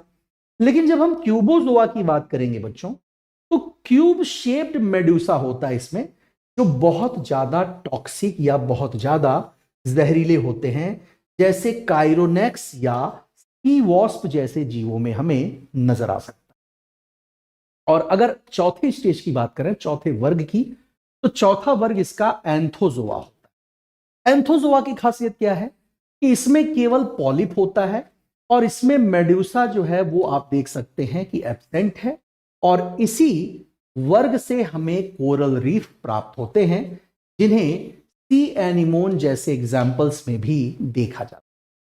तो ये तो हुई थोड़ी सी छोटी सी बात रिवीजन के पॉइंट ऑफ व्यू से हमारे थ्योरी की। आइए आगे बढ़ते हैं और कुछ वन लाइनर बेहतरीन क्वेश्चंस को समझते हैं, जो कि आपके एग्जाम में आपकी काफी मदद कर। अब इसमें क्या क्या है, तो चलिए पहला देखिए। जैसे प्रवालों की मैंने बात की, कोरल्स की बात की, पूछता है कि कोरल्स के डेवलपमेंट के या उनके विकास के लिए समुद्री जल का तापमान कितने डिग्री सेल्सियस होना चाहिए। तो आप देखिए कि 25 से 27 डिग्री सेल्सियस का टेम्परेचर ही इनके विकास के लिए जरूरी होता है या उचित होता है। अगर इससे ज्यादा टेम्परेचर हो जाए तो दोस्तों कोरल ब्लीचिंग वाली घटना होगी, क्योंकि इन प्रवालों पर मौजूद एक खास प्रकार के शैवाल, जिन्हें जूजेंथिली के नाम से बुलाया जाता है, जो इनकी 60% भोजन की आवश्यकताएं पूरी करते हैं, ये जूजेंथिली इस गर्मी की वजह से मर जाते हैं। क्योंकि ये प्रवाल में ही वर्णक मौजूद होते हैं, पिगमेंट्स होते हैं, तो ये प्रवाल ही इनको कलर प्रदान करते हैं, प्रवालों को ये शैवाल ही प्रदान करते हैं। तो ये शैवाल मरने से इनका कलर खत्म हो जाता है और इस घटना को कोरल ब्लीचिंग जैसे नामों से बुलाया जाता है। अब प्रवाल की बात कर रहा है तो ये जंतु गर्म समुद्रों में बढ़ते हैं। मुख्यतः ये ऑस्ट्रेलिया के उत्तर पूर्वी समुद्री तट पर, ये ऐसे ही पूछता है कि किस समुद्री तट पर, तो आप बताएंगे उत्तर पूर्वी समुद्री तट पर जो ग्रेट बैरियर रीफ है वो मौजूद है। निर्माण कैसे होता है, तो निर्माण इनका प्रवाल जंतुओं से होता है जो एंथोजोआ से जुड़े हुए हैं। कैल्शियम कार्बोनेट स्रावित करने से होता है, यानी ये किस चीज का स्राव करते हैं, तो कैल्शियम कार्बोनेट का स्राव करते हैं। और इन्हीं का प्रयोग अंगूठी और माला बनाने में होता है। हो सकता है आपके हाथ में भी ऐसी ही कोई अंगूठी हो जिसमें प्रवाल भित्ति या फिर कोरल का पत्थर लगा हो, मूंगे की चट्टान लगी हो। दोस्तों जो प्रवाल भित्ति नीचे गहराई में बनती है उन्हें क्या कहते हैं, तो उन्हें फ्रिंजिंग रीफ कहा जाता है। जो गहराई में बनते हैं उनको क्या कहते हैं दोस्तों, फ्रिंजिंग रीफ कहते हैं। और मोस्टली ये 25 से 30 फैदम की गहराई में ही विकसित होते हैं। कितने, 25 to 30 फैदम की गहराई में। अब यहां ध्यान रखना है, कई बार 1 फैदम की बात पूछता है, तो 1 फैदम 6 फीट के बराबर होता है। कितने की बेटा, 6 फीट के बराबर होता है। भित्ति की बात कर रहा है, कह रहा है कि जो समुद्र की ऊपरी गहराई में बनते हैं उनको क्या कहते हैं, उन्हें एटॉल रीफ कहा जाता है या प्रवाल द्वीप वलय कहते हैं। उसके अलावा एंथोजोन्स की बात करें तो इन्हें फ्लावर एनिमल्स भी बोला जाता है। तो फ्लावर एनिमल्स किसे कहते हैं बेटा, तो सुम जंतु या एंथोजोन्स को कहते हैं। हाइड्रा वर्ग किसका हिस्सा है, तो वर्ग हाइड्रोजोआ का प्राणी है। और इसी में पॉलिप और मेडुसा दोनों हमें रूप मिल जाते हैं, जो मैंने पीछे आपको बताया भी है। हाइड्रा नाम जो है ये किसने दिया था बेटा, तो हाइड्रा नाम कैरोलस लीनियस ने ही पहली बार यूज किया था। ये क्वेश्चन भी कई बार पेपर में आया हुआ। जूक्लोरेला की बात कर लेते हैं। तो जूक्लोरेला के कारण हाइड्रा विरिडिस्मा, यानी कि ये ध्यान रखिएगा, इसमें विरिडिस्मा का मतलब इनका जो रंग है वो कैसा होता है, हरा होता है। हाइपोस्टोम देखिए, हाइपोस्टोम सर्वाधिक संवेदी होते हैं, यानी ये सबसे संवेदनशील भाग होता है। और टेंटिकल्स इनके जो होते हैं वो कैसे होते हैं, खोखले यानी हॉलो होते हैं। इनके टेंटिकल्स पर ही आपको क्या मिल जाएंगे बेटा, निमेटोब्लास्ट मिलेंगे, जो मैंने पीछे बताया है। और ये निमेटोब्लास्ट कोशिकाएं जो होती हैं वो हमेशा कैसे पाई जाती हैं, तो ये कोशिकाएं हमेशा ही समूह में पाई जाएगी। आगे कह रहा है कि इनका जो अनुकूल वातावरण है, तो अनुकूल वातावरण में इनके शरीर पर क्या नजर आएगा बेटा, तो बर्ड्स नजर आते हैं। जबकि प्रतिकूल अवस्था में शरीर में जनन अंग यानी जो इनकी रिप्रोडक्टिव ऑर्गन्स हैं उन्हीं का निर्माण हो जाता है। क्योंकि मैं आपको बता चुका हूं कि स्ट्रेस्ड कंडीशन में ये इस तरह का लक्षण कर सकते हैं। वृषण की बात करें, टेस्टिस की, तो अग्रभाग में तथा अंडाशय इनका जो होता है वो पीछे के भाग में बनता है। अंतराली कोशिकाएं जो होती हैं वो अन्य सभी कोशिकाओं का जो निर्माण है वो करने की क्षमता रखती हैं और इन्हीं को टोटीपोटेंट कहते हैं। इन कोशिकाओं को क्या कहते हैं बेटा? इन्हीं को टोटीपोटेंट सेल कहते हैं, जो कि एक्चुअल में एक तरह का स्टेम सेल ही होता है। कैसा कोशिका होती है? ये एक प्रकार की स्टेम सेल ही होती है। आगे बढ़ते हैं, कह रहा है कि ग्लैंडुलो मस्कुलर कोशिकाएं यानी ग्लैंडुलो मस्कुलर जो सेल्स होती हैं वो कहां पाई जाती हैं? तो वो केवल बेसल डिस्क में ही पाई जाती हैं। इनके अगर नर्व सेल्स की बात करें या न्यूरल सेल्स की बात करें दोस्तों, तो न्यूरल सेल्स का जो प्रोसेस है इसको न्यूराइट सेंस भी कहते हैं। तो न्यूराइट सेंस को ग्रहण करने और संकेत भेजने का काम ये न्यूरल सेल्स ही करती हैं। दोनों तरह का काम इन्हीं कोशिकाओं के द्वारा किया जाता है। आगे हाइड्रा की जो दंश कोशिकाएं यानी जो उनके टेंटिकल्स या जो उनमें मौजूद जो निमेटोसिस्ट है वो अंतराली कोशिकाओं से ही व्युत्पन्न होते हैं। यानी ये अंतराली कोशिकाएं जिसको मैंने पीछे टोटीपोटेंट नाम दिया था, इन्हीं से हाइड्रा के इन निमेटोब्लास्ट का निर्माण भी होता है। हाइड्रा में स्टार्च के अलावा सभी प्रकार के भोजन को पचाने की क्षमता होती है। इसके अलावा बेटा सिर्फ स्टार्च को ये डाइजेस्ट नहीं कर पाता, बाकी सभी प्रकार के भोजन को डाइजेस्ट करने की क्षमता ये रखता है। हाइड्रा का सबसे प्रिय भोजन क्या है बेटा? तो हाइड्रा का सबसे प्यारा भोजन, सबसे स्वादिष्ट उसे जो लगता है वो वाटर फ्लीज होते हैं। हाइड्रा में क्या होता है? तो मीसोग्लिया का जो सिक्रेशन होता है वो एंडोडर्म और एक्टोडर्म दोनों के द्वारा होता है, ध्यान रखना। और हाइड्रा जो है वो अपने शरीर को अचानक क्या करता है? उपकला पेशी कोशिकाओं, जिसे हम लोग एपिथेलियो मस्कुलर सेल्स बोलते हैं, इसी के द्वारा कॉन्ट्रैक्ट कर सकता है। सिकोड़ने की अद्भुत क्षमता इस जीव में पाई जाती है। इनकी जो दंश कोशिकाएं यानी जिन्हें हमने निमेटोब्लास्ट सेल कहा, वो आक्रमण के दौरान और कई बार रक्षा करने के लिए भी इनका प्रयोग ये जीव करते हैं। इनकी दंश कोशिकाओं की बात करें तो इनकी दंश कोशा में गुहा निमेटोसिस्ट में यानी जो कैविटी है या उसमें जो आपका निमेटोसिस्ट होता है उसमें जो विषैला द्रव भरा रहता है उनको क्या कहते हैं? किस तरह का टॉक्सिन होता है इनमें? इनमें हिप्नोटॉक्सिन होता है। क्या होता है बेटा? इन्हीं में आपको हिप्नोटॉक्सिन मिल जाएगा। और इनका जो निमेटोब्लास्ट होता है, उन निमेटोब्लास्ट तथा जो ग्रंथिल कोशिकाएं होती हैं, ध्यान रखिएगा, निमेटोब्लास्ट और जो ग्रंथिल कोशिकाएं होती हैं वो ऑटोनॉमस होती है। हाइड्रा में जनन कैसे होता है? तो याद रखिए, इनमें जो जनन कोशिकाएं हैं वो जनरेटिव सेल्स का निर्माण कहां से होता है? तो बेटा उसका निर्माण होता है आपके एपिडर्मिस से। और उपकला पेशी कोशिकाएं, दंश कोशिकाएं यानी जिनको हमने निमेटोब्लास्ट कहा, इसके लिए परपोषी कोशिकाओं का काम भी ये करती हैं।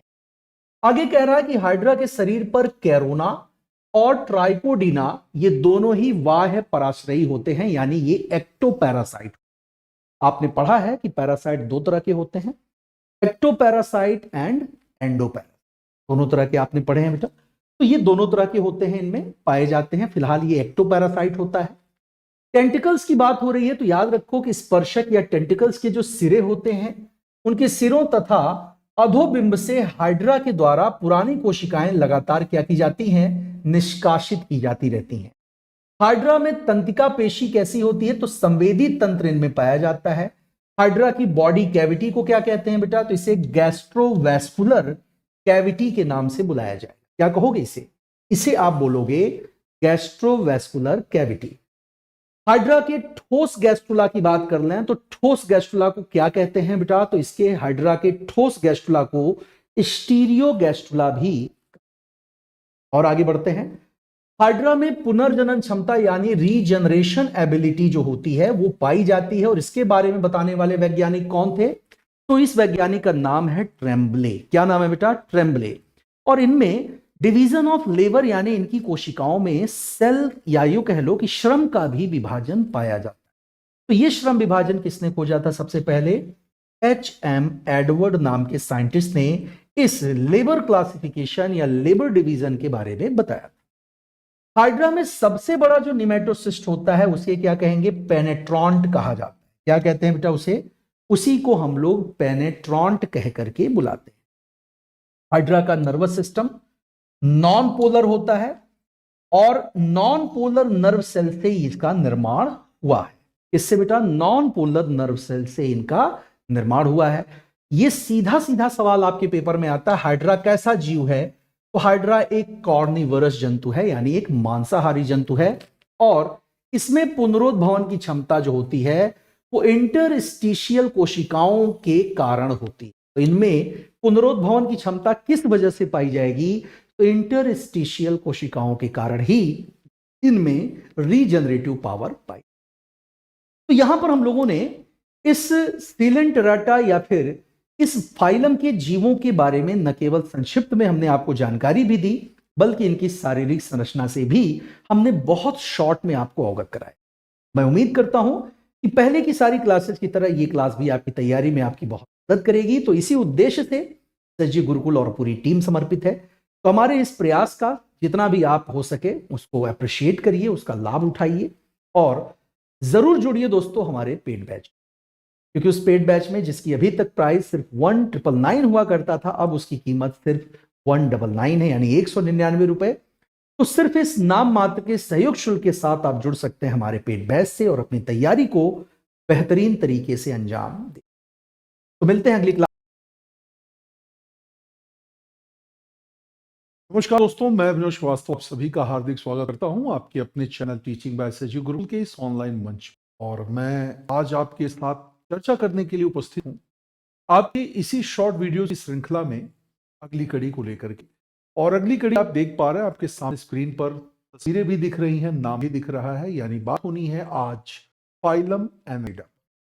दोस्तों, पिछली क्लास में हमने आप लोगों को फाइलम मोलस्का के बारे में जानकारी दे दी है, और अब जबकि दिन बहुत सीमित है, हमें और आपको दोनों को तेजी से डिस्कस कर लेना चाहिए जो भी बचे कुछ टॉपिक है उन सभी पर। तो चलिए बिना किसी देरी के शुरू करते हैं अपने आज के सेशन को। और आज के सेशन में एनेलिडा पर हम लोग बातें करेंगे। एनेलिडा मतलब वही जीव जिनके बारे में हम लोग ये बात अच्छी तरह से जानते हैं कि इन जीवों का शरीर खंडित होता है, और मोस्टली ये जीव बड़े ही कोमल शरीर वाले होते हैं, और मुख्य रूप से इनके शरीर पर जो छल्ले नुमा संरचनाएं पाई जाती हैं, रिंग्स जैसी संरचनाएं पाई जाती हैं, इन्हीं के बेसिस पर इन्हें एनेलिडा का नाम दिया। दोस्तों, आप देख सकते हैं कि इस फाइलम एनेलिडा में हम लोग जो बात करने जा रहे हैं, इसमें ये एनेलिडा शब्द जो है ये कैसे बना है? तो ये बना है एन्यूलस, और एन्यूलस का मतलब लिया जाता है रिंग या छल्ला। तो ऐसे में इनका शरीर जो है उन्हीं छल्लों या रिंग्स के माध्यम से सेगमेंटेड नजर आता है, खंडित नजर आता है। इसके अलावा इस फाइलम में हम लोग सेगमेंटेड वर्म्स यानी कि खंडित कीड़ों का या कीड़ों का अध्ययन करते हैं। वर्म मतलब जो कृमि रूप होते हैं, और उसके अलावा इन्हें रिंग वर्म्स के नाम से भी बुलाया जाता है। अब इन जीवों के शरीर पर जैसा मैंने बताया छल्ले जैसी संरचनाएं पाई जाती हैं। तो इस प्रकार के जीवों को हम जिस फाइलम में रखते हैं, फाइलम आपका एनेलिडा होता है। दोस्तों, इस प्रजाति के जीवों की संख्या की अगर बात करें तो ध्यान रखिएगा 15,000 से भी ज्यादा प्रकार के जीव, ज्यादा प्रजाति के जीव इस संघ में पाए जाते हैं। और इन सभी को हम यूकैरियोटिक जीवों की श्रेणी में रखते हैं, यानी कि जो कोशिकाएं होती हैं वो पूर्ण रूप से विकसित भी होती हैं, और ये एक नहीं बल्कि एकाधिक कोशिकाओं से बनते हैं, यानी आप इन्हें मल्टी सेल्युलर या बहुकोशीय जीवों की श्रेणी में भी रख सकते हैं। आवास की बात करना जरूरी हो जाता है हर बार की तरह। तो अगर हम लोग इस हैबिटेट को देखें तो इस फाइलम के जीव जो होते हैं दोस्तों वो ज्यादातर एक्वेटिक यानी कि जलीय होते हैं, लेकिन इसका मतलब ये नहीं है ये मरीन भी होते हैं, समुद्र में पाए जाते हैं, बल्कि किसी भी छोटे मोटे जल स्रोत पर इनकी मौजूदगी देखी जा सकती है। प्लस कुछ प्रजातियां इसकी मरीन होती हैं यानी सागरीय होती हैं, जिनमें दोस्तों नेरीस, एफ्रोडाइट और एरेनिकोला का नाम लिया जाता है। फ्रेश वाटर रिजर्व्स में पाए जाने वाले अगर प्रजातियों की बात करें, या जो स्वीट वाटर बोल रहा हूं मैं, ट्यूबीफिक्स का नाम लिया जा सकता है। और वेटलैंड यानी गीली मिट्टी में जो पाए जाते हैं उनमें सबसे कॉमन नाम हमें केंचुआ यानी कि अर्थ वर्म का मिलता है, जिसका साइंटिफिक नेम आप देख सकते हैं पेरिटमा पोस्थुमस होता है और कुछ लोग इसे लिम्ब्रिकस जैसे नाम से भी बुलाते हैं। दोस्तों, इनकी कुछ प्रजातियों की बात करें तो वो पैरासाइटिक होती हैं। जैसे एग्जांपल के तौर पर आप जोंक की बात कर सकते हैं। जोंक या लीच को हम लोग कंप्लीट नाम अगर देखा जाए तो उसे हिरोडिनेरिया ग्रैन्युलोसा के नाम से भी जाना जाता है। कुछ प्रजातियां ऐसी भी हैं जो सहजीविता प्रदर्शित करती हैं, यानी सिम्बियोटिक होती हैं, और उनमें ऑसिडेक्स का नाम लिया जाता है, जो समुद्री व्हेल की हड्डियों पर उत्पन्न होते हैं और सहजीविता प्रदर्शित करते हैं। आगे बढ़ते हैं, बात कर लेते हैं इनकी बॉडी स्ट्रक्चर यानी शारीरिक संरचना के बारे में। तो याद रखिएगा, इनकी बॉडी जो है दोस्तों वो क्या होती है, सिलिंड्रिकल होती है, यानी राउंड शेप्ड होते हैं। इस तस्वीर से भी आपको ये पता चल रहा होगा। इसके अलावा सेगमेंटेड है, तो आप देख सकते हैं ये खंड, ये सेगमेंट्स जो है वो हमें इनकी बॉडी पर नजर आ रहे हैं, और बाइलेटरल सिमेट्री इनमें हमें देखने को मिलती है। मध्य से काटा जाए तो दो बराबर भागों में बांटा जा सकता है। इनर एंड आउटर सेगमेंटेशन भी हमें इनमें नजर आता है, यानी इनमें जो खंड नजर आ रहे हैं ये इंटरनल भी होते हैं और आउटर भी होते हैं। तो इस कंडीशन को हम लोग क्या कहते हैं, तो इसे मेटामेरिक सेगमेंटेशन कहते हैं। तो ऐसा खंडन या इस तरह से विखंडित शरीर जो इंटरनल और एक्सटर्नल दोनों लेवल पर होगा, उसी को हम लोग मेटामेरिक सेगमेंटेशन के नाम से बुलाते हैं। खंडित संरचना बाहरी और आंतरिक दोनों स्तरों में पाई जाती है, जो मैंने अभी बताया। अब ये कुछ मिलीमीटर से लेकर के कई फीट तक के साइज के हो सकते हैं। जैसे अगर लीच की बात करें तो लीच कुछ ही मिलीमीटर लंबा होता है, लेकिन जो पॉलीकीटा होता है वो कई फीट तक के लंबाई वाले हो सकते हैं।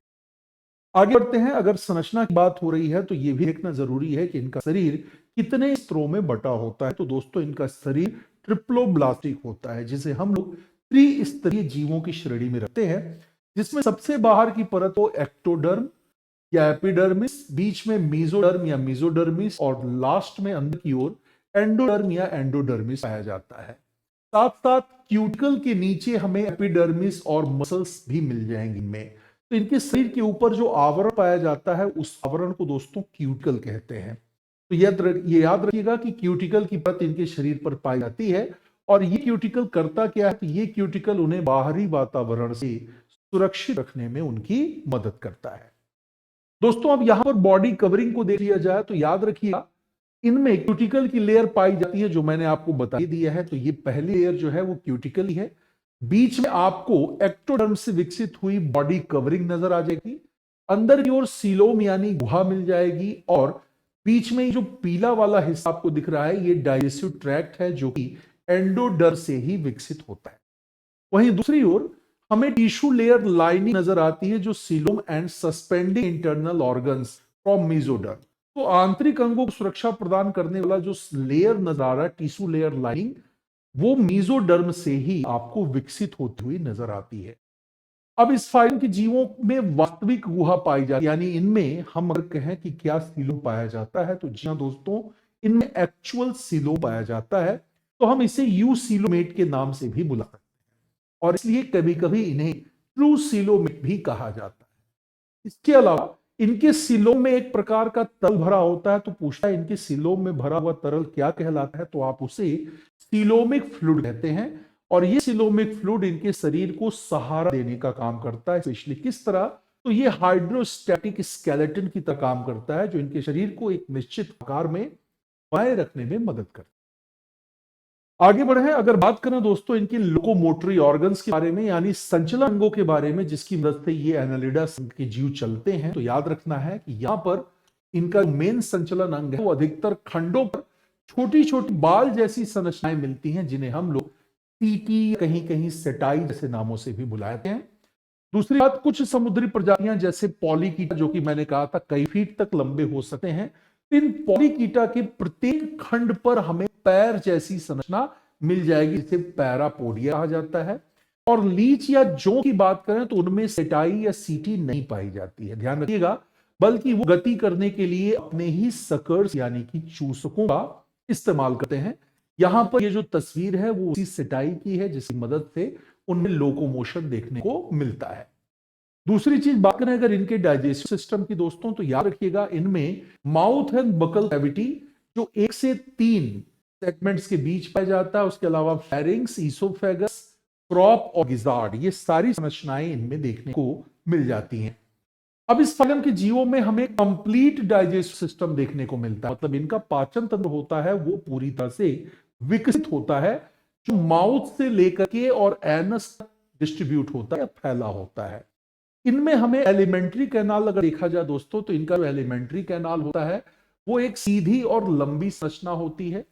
माउथ, जैसा मैं कहा, फर्स्ट सेगमेंट पर इनका माउथ उपस्थित होता है, जिसे ये मिट्टी और उसमें उपस्थित खाद्य कणों को अपना आहार बनाते हैं। दूसरी बात, इनकी जो बकल कैविटी होती है, इनकी बकल कैविटी का जो मेन काम होता है वो क्या होता है? इनकी बकल कैविटी का जो मेन काम होता है दोस्तों, वो मुख से भोजन को खींचकर अंदर ले जाने का होता है। उसके बाद बात होती है फेरिंक्स की, जो चौथे और पांचवें सेगमेंट में मौजूद होती है। तो ये भी कभी कभी बहुत पूछा जाता है कि इनके किस सेगमेंट में क्या होता है, हार्ट वगैरह किस सेगमेंट में होते हैं, ये सारे प्रश्न आपसे पूछता है। गिजार्ड की बात करें तो गिजार्ड वो संरचना होती है जिसे आप मिक्सर कह सकते हैं, और इसी में वो भोजन को क्या करता है, पीसता है। अब इसी में उपस्थित ग्लैंड्स की अगर बात करें फेरिंग्स में, तो ग्लैंड्स में प्रोटियोलिटिक एंजाइम का स्राव करने वाली ग्रंथियां जो होती हैं वो फेरिंग्स में इनके पाई जाती हैं। ईसोफेगस की बात करें यानी ग्रास नली की दोस्तों, तो पांचवें से लेकर सातवें सेगमेंट तक इनकी ग्रास नली पाई जाती है, जो कि काफी नैरो स्ट्रक्चर होता है और ट्यूब जैसी संरचना है, जिसका काम होता है भोजन को आगे भेजना।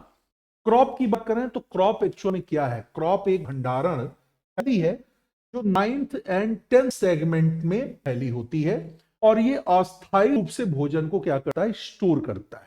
लेकिन जो पेशणी या गिजार्ड जो मैंने कहा, याद रखिएगा, यही ग्राइंडिंग ऑर्गन होता है जो 11th और 12th सेगमेंट में मौजूद रहता है। इसकी जो दीवार होती है वो काफी मोटी और मस्कुलर होती है, पेशी जो होती है उसी से बनी होती है, और यहां पर भोजन को पीसकर क्या किया जाता है, बारीक किया। आगे बढ़ते हैं, इंटेस्टाइन की बात कर लेते हैं, आंतों की। तो इनकी आंतें जो हैं वो 15वें सेगमेंट से एनस तक फैली होती हैं, जिसे जो 26 सेगमेंट होता है वहां तक दोस्तों भोजन का ट्रांसपोर्टेशन होता है। और 26वें सेगमेंट से टिफ्लोसोल होता है, 26वें सेगमेंट पर मौजूद होता है टिफ्लोसोल, जो कि आंतरिक गुहा होती है, और ये आंतरिक गुहा सरफेस एरिया को बढ़ा करके डाइजेशन प्रोसेस को फास्ट करने का काम करती है। इनकी आंतों में उपस्थित अगर मुख्य एंजाइम्स की बात की जाए तो उसमें एमाइलेज, लाइपेज, प्रोटीएज और सेल्यूलेज जैसे एंजाइम्स इनकी आंतों में हमें मिल जाएंगे। आगे बढ़े तो यहां देख सकते हो दोस्तों कि मुख्य रूप से एनस की अगर बात करें, गुदा की अगर बात करें, इनका पाचन तंत्र होता है उसी का अंतिम खंड इसका एनस माना जाता है, और इसी में अपशिष्ट या जो वेस्टेज होता है उसी का एक्सक्रेशन होता है, और मिट्टी की ढेरी के रूप में होता है। ये ध्यान रखिएगा, जिससे हम लोग क्या कहते हैं, जो संरचनाएं वो बनाते हैं इस तरह की, ऐसे आपने स्ट्रक्चर देखे होंगे, वैसे स्ट्रक्चर बनाते रहते हैं, उनको वॉर कास्टिंग कहा जाता है। क्या कहते हैं? उसी को वॉर्म कास्टिंग कहा जाता है, जिसमें नाइट्रोजन बहुत ही प्रचुर मात्रा में होता है, और इस कारण ये मिट्टी को उपजाऊ बनाने में बहुत योगदान। आगे बढ़ते हैं, अगली चीज देखते हैं दोस्तों इसके सर्कुलेटरी सिस्टम के बारे में। इनका जो सर्कुलेटरी सिस्टम होता है वो कैसा होता है? तो याद रखना है कि इनमें हमें क्लोज्ड सर्कुलेटरी सिस्टम देखने को मिलेगा, जहां पर आपको अगर वेसल्स की बात करें तो ये जो ब्लड वेसल्स हैं वो 3 अलग अलग प्रकारों की होती हैं, जिसमें डॉर्सल भी होता है, वेंट्रल भी होता है और लेटरल भी होता है। याद रखना है मुख्य रूप से 7वें से 11वें सेगमेंट तक 4 पेयर में इनके हार्ट पाए जाते हैं। 4 पेयर मतलब 8 हृदय इनमें पाए जाते हैं। खासकर ये संरचना केंचुए से जुड़ी हुई है। लेटरल की बात करें, डॉर्सल और वेंट्रल वेसल्स को जोड़ने का काम जो है वो लेटरल करता है, यानी कि ये ऊपर जो लाल कलर में नजर आ रहा है ये क्या है, सॉरी गाइस, ये डॉर्सल वेसल है, और नीचे जो संरचना दिख रही है ये वेंट्रल वेसल्स हैं, और इन्हीं को जोड़ने का काम जो करते हैं वो कौन करता है बेटा? वो लेटरल वेसल्स के द्वारा किया जाता है। तो ब्लड जो है वो सामान्यतः इनका कैसा होता है? तो लाल कलर का ब्लड इनमें भी पाया जाता है, यानी इनमें भी हीमोग्लोबिन की मौजूदगी में दिख जाएगी। लेकिन अगर पॉलीकीटा की बात करें तो पॉलीकीटा का जो ब्लड होता है वो ग्रीन कलर का होता है। और ऐसा क्यों होता है? तो ग्रीन कलर का पॉलीकीटा का ब्लड इसी वजह से होता है, तो क्लोरो क्लोरीन की वजह से होता है। इसकी वजह से बेटा क्लोरोक्यूरोरिन की वजह से इनका ब्लड जो है पॉलीकीटा का, जो कई फीट तक लंबे हो सकते हैं, मरीन होते हैं, इनका ब्लड हमें ग्रीन कलर का नजर आता है। आगे बढ़ते हैं, इसके नर्वस सिस्टम की थोड़ी संरचना देख लेते हैं। इनका जो नर्वस सिस्टम होता है दोस्तों, याद रखिएगा ये लैडर लाइक स्ट्रक्चर होता है, यानी कि सीढ़ी जैसी संरचनाओं का निर्माण करता है, जिसमें हमें तीनों प्रकार के नर्वस सिस्टम मिलेंगे, जिसमें सेंट्रल, पेरिफेरल और ऑटोनॉमस तीनों मिल जाएंगे। तो तीनों मनुष्यों की तरह ही इनका भी नर्वस सिस्टम काफी डेवलप होता है। दूसरी चीज, ब्रेन और सेरिब्रल गैंग्लियन की बात करें तो इनका जो ब्रेन है वो सामान्य ब्रेन के रूप में न होकर सेरिब्रल गैंग्लियन यानी तंत्रिका गुच्छ के समान होता है, जो कि इनके माउथ के ऊपर ही शुरुआत के 3 सेगमेंट्स में फैला होता है और सेंसेशन कंट्रोल करता है, यानी संवेदनाओं को नियंत्रित करने का काम करता है। दोस्तों, सर्कमफेरेंजियल जो कनेक्टिव्स हैं इनकी बात करना भी जरूरी होगा, तो वो भी आपको इन्हीं में मिल जाए। अगली चीज कि इन ब्रेन से निकलने वाली जो 2 नर्व्स होती हैं वो क्या करती हैं, वो ग्रसनी को उनको कवर करती हैं और साथ ही आगे और पीछे की नर्व्स को भी जोड़ने का काम करती हैं। चित्र में वो चीज मैंने आपको दिखाया है। यहां पर जो सब फेरेंजियल गैंग्लियन है ये क्या करता है, ये फेरिंग्स के ठीक नीचे होता है, जो इनकी गति और पेशी नियंत्रण का काम करता है। वेंट्रल नर्व कॉर्ड की अगर बात करें तो ये निचले हिस्से में लंबाई में फैला होता है और स्पेसिफिक गतिविधियों को कंट्रोल करता है। और सेंस ऑर्गन की बात करें यानी संवेदी अंगों की, तो इसमें पहला आप देख सकते हैं टैक्टाइल रिसेप्टर है, जो त्वचा में संवेदनाओं के लिए जिम्मेदार है। दूसरा कीमोसेप्टर यानी स्वाद और गंध से जुड़ा होता है। फोटो रिसेप्टर ये आंख जैसी संरचना होती है जो मेनली पॉलीकीटा में मिलती है। और स्टेटोसिस्ट होता है जो बॉडी बैलेंस का काम करता है।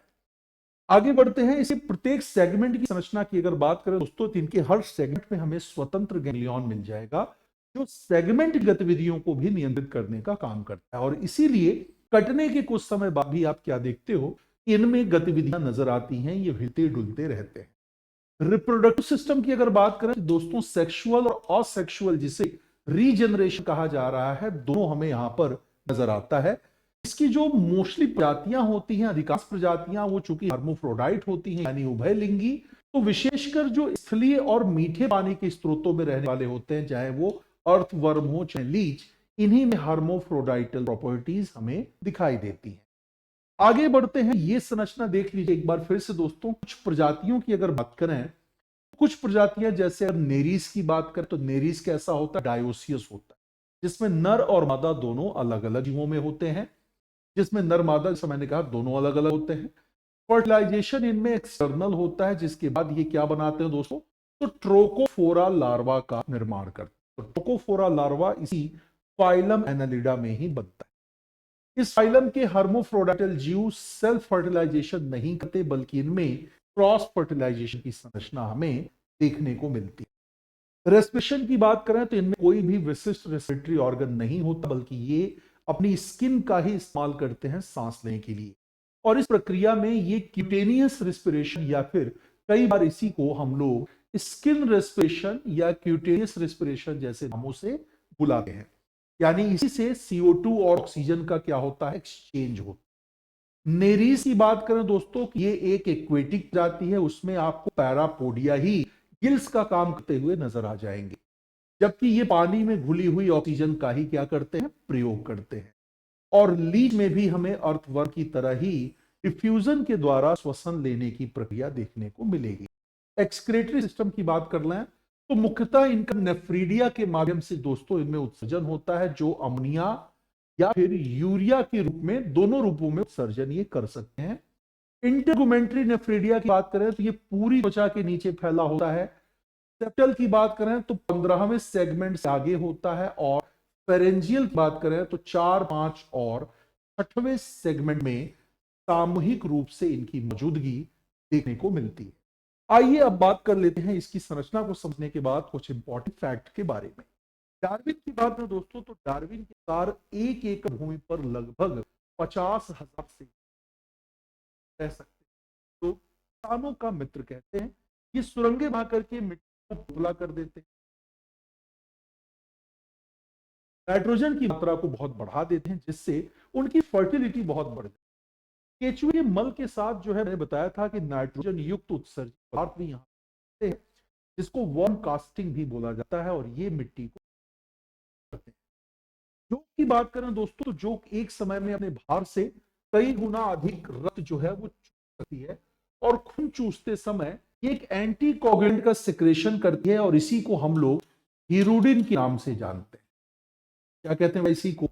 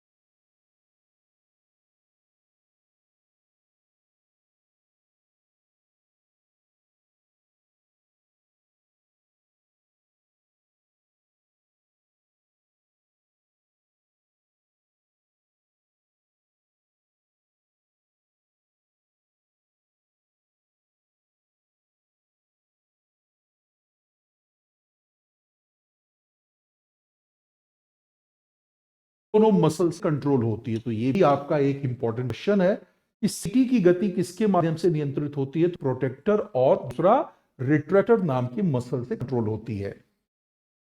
17वें और 19वें सेगमेंट की बात करें दोस्तों, इनमें दो जोड़ी जेनाइटल्स होते हैं, जिन्हें पैपिली, जेनाइटल पैपिली कहा जाता है, जो कॉपुलेशन यानी कि मैथुन क्रिया में इनकी मदद करते हैं।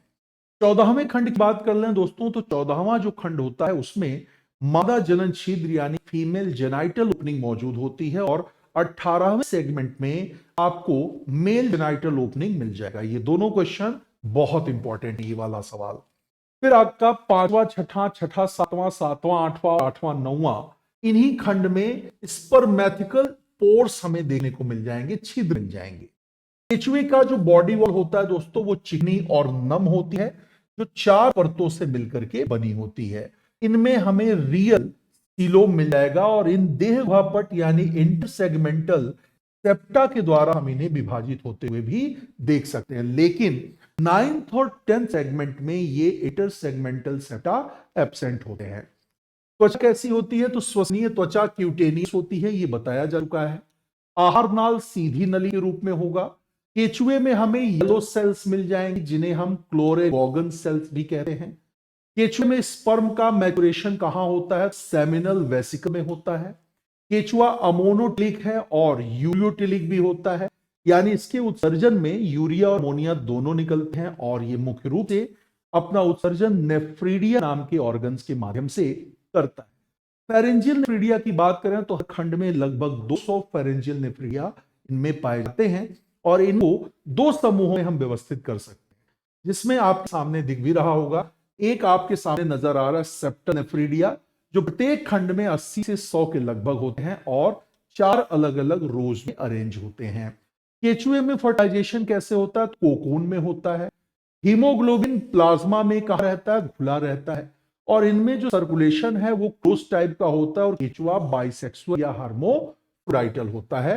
एंड फाइनली प्रोस्टेट ग्लैंड्स का जो सिक्रेशन होता है वो शुक्राणुओं के साथ ही मिलकर के होता है, और निषेचन एक्सटर्नल है, लेकिन मेटामॉर्फोसिस इनमें नहीं पाया जाता।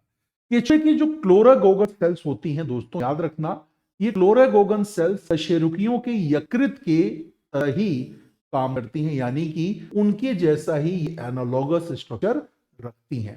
देखने में अलग हो सकती हैं, लेकिन काम जो है उनका वो मनुष्य के लीवर की तरह ही होता है।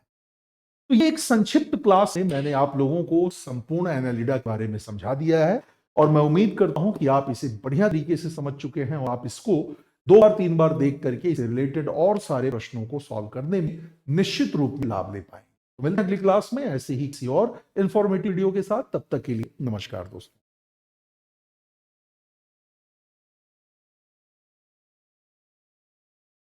नमस्कार दोस्तों, स्वागत है आप सभी का आपके अपने चैनल एसएल गुरुकुल के इस ऑनलाइन टीचिंग प्लेटफॉर्म पर और मैं हूं अभिनव। आज जैसा कि आप सब वादा था कि मैं लगातार आप लोगों के लिए शॉर्ट वीडियोस लेकर आ रहा हूं और इस क्रम में हम लोग आज पहुंच चुके हैं अपने एनिमल क्लासिफिकेशन के एक और महत्वपूर्ण फाइलम में। यानी अगर आप बात करें दोस्तों सबसे बड़े फाइलम की जहां सबसे ज्यादा जीव इसी संघ से संबंध रखते हैं, तो वो फाइलम कौन सा है? वो फाइलम है दोस्तों, आप देख पा रहे होंगे, आर्थ्रोपोडा। आपके सामने जो रंग बिरंगे ढेर सारे कीड़े मकोड़े नजर आ रहे हैं, ये उसी आर्थ्रोपोडा फाइलम से जुड़े हुए हैं। तो आइए आज की शॉर्ट क्लास में समझने की कोशिश करते हैं आर्थ्रोपोडा फाइलम के बारे में और इसे देखते हैं कि कैसे और कौन कौन से क्वेश्चन आपके लिए हैं और आपके पेपर में आपकी मदद कर सकते हैं। दोस्तों सबसे पहली बात तो ये कि जहां हम फाइलम आर्थ्रोपोडा के बारे में बात करते हैं, तो आर्थ्रोपोडा ये जो टर्म आपको नजर आ रहा है, ये एक ग्रीक टर्म है, ग्रीक वर्ड है और ये दो शब्द से मिलकर बना है। नंबर 1 आर्थ्रो और नंबर 2 पोडा। आर्थ्रो मतलब ज्वाइंट से है और पोडा मतलब पैर से, मतलब ऐसे जीव जिनके पास संधि युक्त पैर पाए जाते हैं, ज्वाइंटेड लेग्स पाए जाते हैं।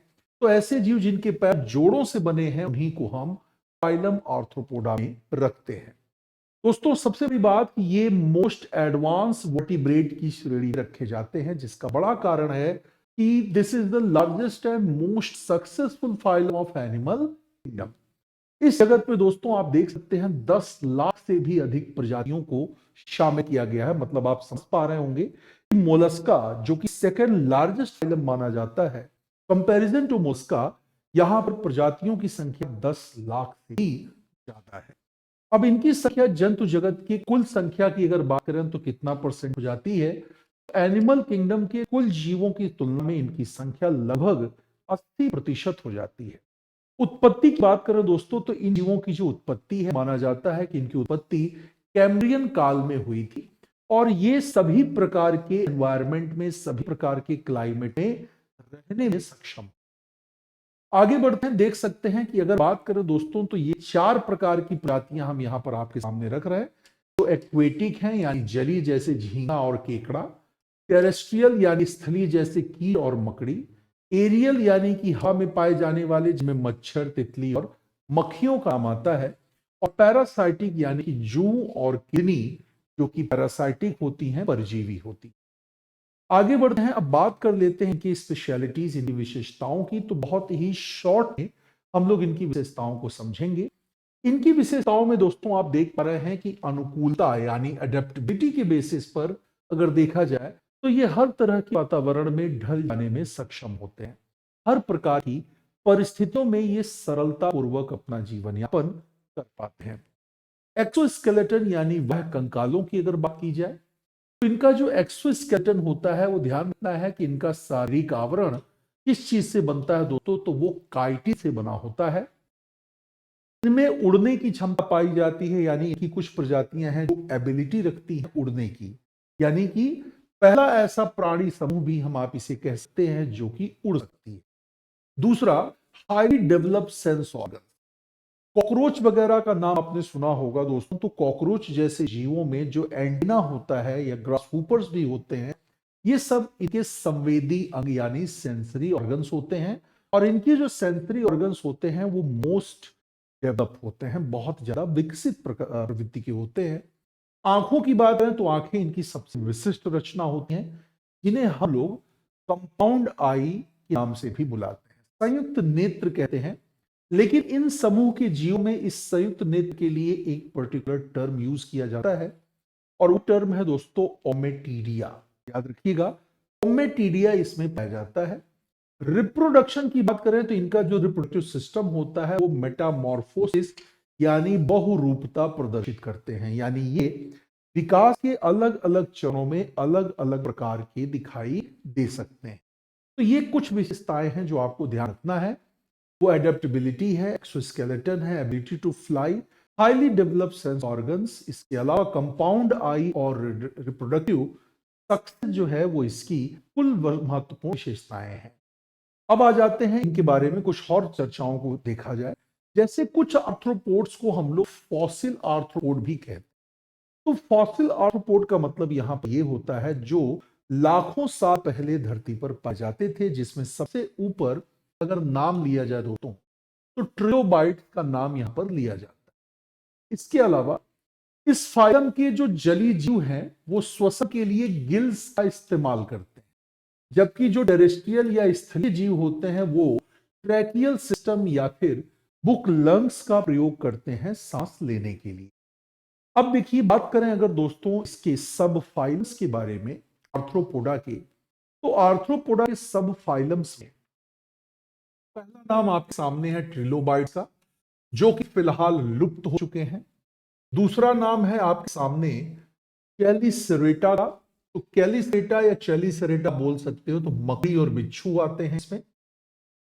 क्रस्टेशियंस में झींगा और केकड़ा को रखा जाता है, ये तीसरा इनका जो है वर्ग है, सब फाइलम है, उपसर्ग है। चौथे में आप देख सकते हैं मीरियापोडा, जिसमें कनखजूर को रखा जाता है। और पांचवें नंबर पर हेक्सापोडा, जो कि कीट वर्ग का जीव माना जाता है। तो ये 5 अलग अलग सब फाइलम है दोस्तों, फाइलम कार्डेटा की, ठीक है। कार्डेटा नहीं, आर्थ्रोपोड की बात। अगली चीज आ जाते हैं, बात कर लेते हैं दोस्तों। यहां आप एक तस्वीर देख सकते हैं, ये ग्रास हॉपर की तस्वीर है, जिसमें आपको दिख रहा होगा इसके शरीर के 3 हिस्सों में हमने इसे बांटा है। पहला हिस्सा जो आपके सामने दिख रहा है ये क्या है, हेड है। दूसरा इनका थोरैक्स है और तीसरा हिस्सा एब्डोमेन का होता है। साथ साथ आगे आपको स्पर्शक मिल जाएंगे, उनके जो एंटेना होता है, और आंखें जो होती हैं वो संयुक्त नेत्रों की संरचना आपको दिख रही होगी इनकी आंखों में। तो मोज़ैक लाइक स्ट्रक्चर्स हम इनकी आंखों में मिल जाएगा, जिसे हम कंपाउंड आई भी कहते हैं। और साथ ही साथ इनके निचले सिरे पर आप क्या मिलेगा, तो माउथ पार्ट्स मिल जाता है। लेग्स आप देख ही रहे हैं, तो लेग्स यहां पर आपको खंडित नजर आ रहे होंगे, अलग अलग हिस्सों में बटे हुए। तो यही इनकी सबसे बड़ी विशेषता है। आगे बढ़ते हैं, अब बात करें अगर बॉडी स्ट्रक्चर के बारे में। दोस्तों इनका जो बॉडी स्ट्रक्चर होता है वो बाइलेटरली सिमेट्रिकल होता है, यानी द्विपार्श्व सममित शरीर इनमें पाया जाता है। ट्रिप्लोबास्टिक यानी त्रिशरीय होते हैं, सेगमेंटेड भी होते हैं, खंडित भी होता है इनका शरीर। और एक्सोस्केलेटन पाया जाता है, यानी बाह्य कंकाल जो मुख्यतः पूछता है किससे बना होता है, वो बना होता है दोस्तों का। इनका जो एक्सोस्केलेटन है वो ध्यान रखना है कि इम्परमीबल होता है, यानी उनमें किसी भी तरह के तरल या किसी अन्य पदार्थ के लिए पारगम्यता नहीं पाई जाती है। और यही समय समय पर दोस्तों बदलता रहता है, यानी ये अपने शरीर की ऊपरी परत को, जो एक्सोस्केलेटन है, उसको शरीर से अलग करने की क्षमता रखते हैं, जिसे हम लोग मोल्टिंग या फिर उसी को एक्डाइसिस कहते हैं। इनके उपांगों की बात करें तो इनके उपांग चलने, उड़ने, भोजन पकड़ने और सेंसिटिविटी से जुड़े कार्यों को करने में सक्षम होते हैं। अब आपके सामने यहां पर रेस्पिरेटरी सिस्टम दिख रहा होगा, तो दोस्तों यहां पर मैंने एक तस्वीर ली है, जिसे आप कहते हैं, ये नाम आप देख पा रहे होंगे, ये किसकी तस्वीर है? ये तस्वीर आप बताइएगा किसके लिए है। और ये तो आप जान ही रहे हैं, ये तो सिंपली ग्रास ऊपर जैसा स्ट्रक्चर नजर आ रहा है आपको। तो इसमें ट्रैकिया होता है, जबकि इनमें इंटरनल गिल्स आपको देखने को मिल जाते हैं। रेस्पिरेटरी सिस्टम की बात हो रही है, तो इन जीवों में दोस्तों पर्याप्त विविधता होने के कारण इनका रेस्पिरेटरी सिस्टम भी काफी डिफरेंशिएट नजर आता है। जैसे अगर एक्वेटिक की बात की जाए, तो एक्वेटिक में हम लोग गिल्स का प्रयोग देखते हैं, जो मैं पहले ही बता चुका हूं। और ये बहुत ही महीन मेम्ब्रेन वाले अंग होते हैं, जिनमें ब्लड वेसल्स भी मौजूद होती है। और ये गैसियस एक्सचेंज का माध्यम बनते हैं, जहां पानी और रक्त के बीच ही इन गैसों का एक्सचेंज होता है। जबकि अगर टेरेस्ट्रियल की बात करें, तो इसमें ट्रैकियल सिस्टम पाया जाता है, जो पहले ही बता चुका हूं। और इनके शरीर पर उपस्थित जो छोटे छोटे पोर्स होते हैं, जिनको हम लोग स्पाइरकल्स भी कहते हैं, इन्हीं के माध्यम से ये नलियों का एक जाल निर्मित करते हैं, जिससे ये श्वसन क्रिया करते हैं। आगे बढ़ते हैं दोस्तों, याद रखिए, ये जो नलियों का जाल जो मैंने बताया, वो नलियों का जाल क्या करता है, वो ट्रैकियोल्स तक ऑक्सीजन को पहुंचाने का काम करता है। इनमें वायु सीधे कोशिकाओं तक दोस्तों पहुंचती है। क्यों? क्योंकि यहां पर जो ब्लड होता है वो उसका कहीं कोई रोल नहीं होता है। बुक लंग्स की बात करें तो बुक लंग्स आप जानते हैं ये किताब के पन्नों जैसी परतों से बना होता है और यहीं पर हमें गैसियस एक्सचेंज दिखने को मिल जाएगा। पैरासाइट की बात कर लें दोस्तों तो इनकी जो परजीवी प्रजातियां होती हैं उनका जो बॉडी सरफेस है उसी से श्वसन होता है। उनमें श्वसन के लिए कोई स्पेसिफिक ऑर्गन मौजूद नहीं होता। लेकिन लिमुलस की अगर बात करें तो लिमुलस में दोस्तों श्वसन के लिए बुक गिल्स नाम के जो है स्पेसिफिक ऑर्गन्स पाए जाते हैं। डाइजेस्टिव सिस्टम देख लिया जाए दोस्तों इनका इनका जो डाइजेस्टिव सिस्टम होता है याद रखना वो कंप्लीट डाइजेस्टिव सिस्टम होता है जो कि फोरगट, मिडगट और हिंडगट 3 भागों में बटा होता है। फोरगट वाला जो हिस्सा है दोस्तों उसमें आपको इसोफेगस मिल जाएगा और माउथ मिल जाएगा, क्रॉप भी मिल जाएगा आपको। मिडगट में आप देखेंगे कि गैस्ट्रिक टीके मौजूद है और हिंडगट में रेक्टम, एनस जैसी संरचनाएं आपको दिखाई दे रही होंगी। अब इनमें माउथ से लेकर एनस तक कंप्लीट डाइजेस्टिव सिस्टम हमें देखने को मिलता है। तो ये चीज मैं बता ही चुका हूं आपको। फोरगट, मिडगट और हिंडगट में आप इन्हें 3 भागों में बांट सकते हैं। फोरगट में क्या क्या है तो माउथ, फेरिंग्स और ईसोफेगस, क्रॉप, गिजार्ड। तो गिजार्ड मैं बता चुका हूं, इसी को हम लोग क्या कहते हैं प्रोवेंट्रिक्यूल्स के नाम से भी बुलाते हैं। मिडगट में क्या क्या है तो इनमें डाइजेस्टिव एंजाइम्स का सिक्रेशन होता है और हिंडगट यानी सबसे पीछे के हिस्से में इलियम, कोलोन, रेक्टम और एनस जैसे ऑर्गन्स पाए जाते हैं जहां से जल और लवण का पुनः अवशोषण होता है और अपशिष्ट का उत्सर्जन भी हो जाता है। आगे बढ़ते हैं दोस्तों। अगली चीज आपके सामने दिख रही है, अगर अदर ऑर्गन्स की बात करें तो इनमें अदर ऑर्गन्स के तौर पर सैलिवरी ग्लैंड मौजूद होता है जो भोजन को नरम बनाकर निगलने में मदद करता है, जबकि दूसरा ऑर्गन आपके सामने हिपैटोपैंक्रियास के रूप में दिख रहा है जो मुख्यतः सिर्फ क्रस्टेशियंस में होता है और ये भोजन का संग्रहण और एंजाइम का सिक्रेशन करता है। माउथ की बात करें तो कॉकरोच में जो माउथ है वो चबाने वाले हैं, मच्छर में चूसने वाले, मक्खियों में चाटने योग्य और तितलियों में चूसने और चाटने दोनों तरीकों के लिए माउथ डेवलप होते हैं। आगे बढ़ते हैं, सर्कुलेटरी सिस्टम को देख लिया जाए लास्ट दोस्तों। तो इनका जो सर्कुलेटरी सिस्टम है याद रखना कि ये ओपन सर्कुलेटरी सिस्टम पाया जाता है जिसमें हीमोलिम्फ मौजूद होता है जिसमें कोई कलर नहीं होता है। हीट की बात करें दोस्तों तो याद रखना हीट जो होता है, हीट कह रहा हूं मैं, हार्ट की बात करें तो हार्ट जो है इनका डॉर्सल एरिया में होता है और ट्यूबुलर एंड मल्टी चैम्बर्ड होता है जिसमें हमें ऑस्टिया नामक संरचनाएं देखने को मिलेंगी। इसके अलावा इनकी जो धमनियां होती हैं वो निश्चित तौर पर हार्ट से जुड़ी हैं और वेसल्स वाली होती हैं जो हीमोसील कैविटी में क्या करती हैं, पहुंचाती हैं द्रव को। कीटों में रक्त अगर बात करें दोस्तों तो रक्त श्वसन में भाग नहीं लेता। इनमें कीटों की बात करें, इंसेक्ट्स की बात करें तो इंसेक्ट्स में जो ब्लड होता है वो रेस्पिरेशन प्रोसेस में भाग नहीं लेता क्योंकि उनमें श्वसन जो है वो ट्रैकिया के माध्यम से होता है जो कि मोस्टली इंसेक्ट से जुड़ा हुआ है। जबकि क्रस्टेशियन में मैंने बताया था कि हीमोसाइनिन के कारण उनका रंग कैसा होता है, उनका रंग हीमोसाइनिन की वजह से नीला नजर आता है। तो ये बहुत ही शॉर्ट टॉपिक है, छोटा है, लेकिन जैसा मैंने कहा कि है सबसे ज्यादा जीव इसी फाइलम में, और मैं उम्मीद करता हूं ये छोटा सा टॉपिक भी आपकी तैयारी में निश्चित रूप में आपकी। तो बने रहिए एसएसजी गुरुकुल के इसी प्लेटफॉर्म पर अभिनव श्रीवास्तव के साथ। अगली क्लास तक के लिए मैं सहमति लेता हूं और फिर मिलूंगा किसी और बेहतरीन टॉपिक के साथ। नमस्कार।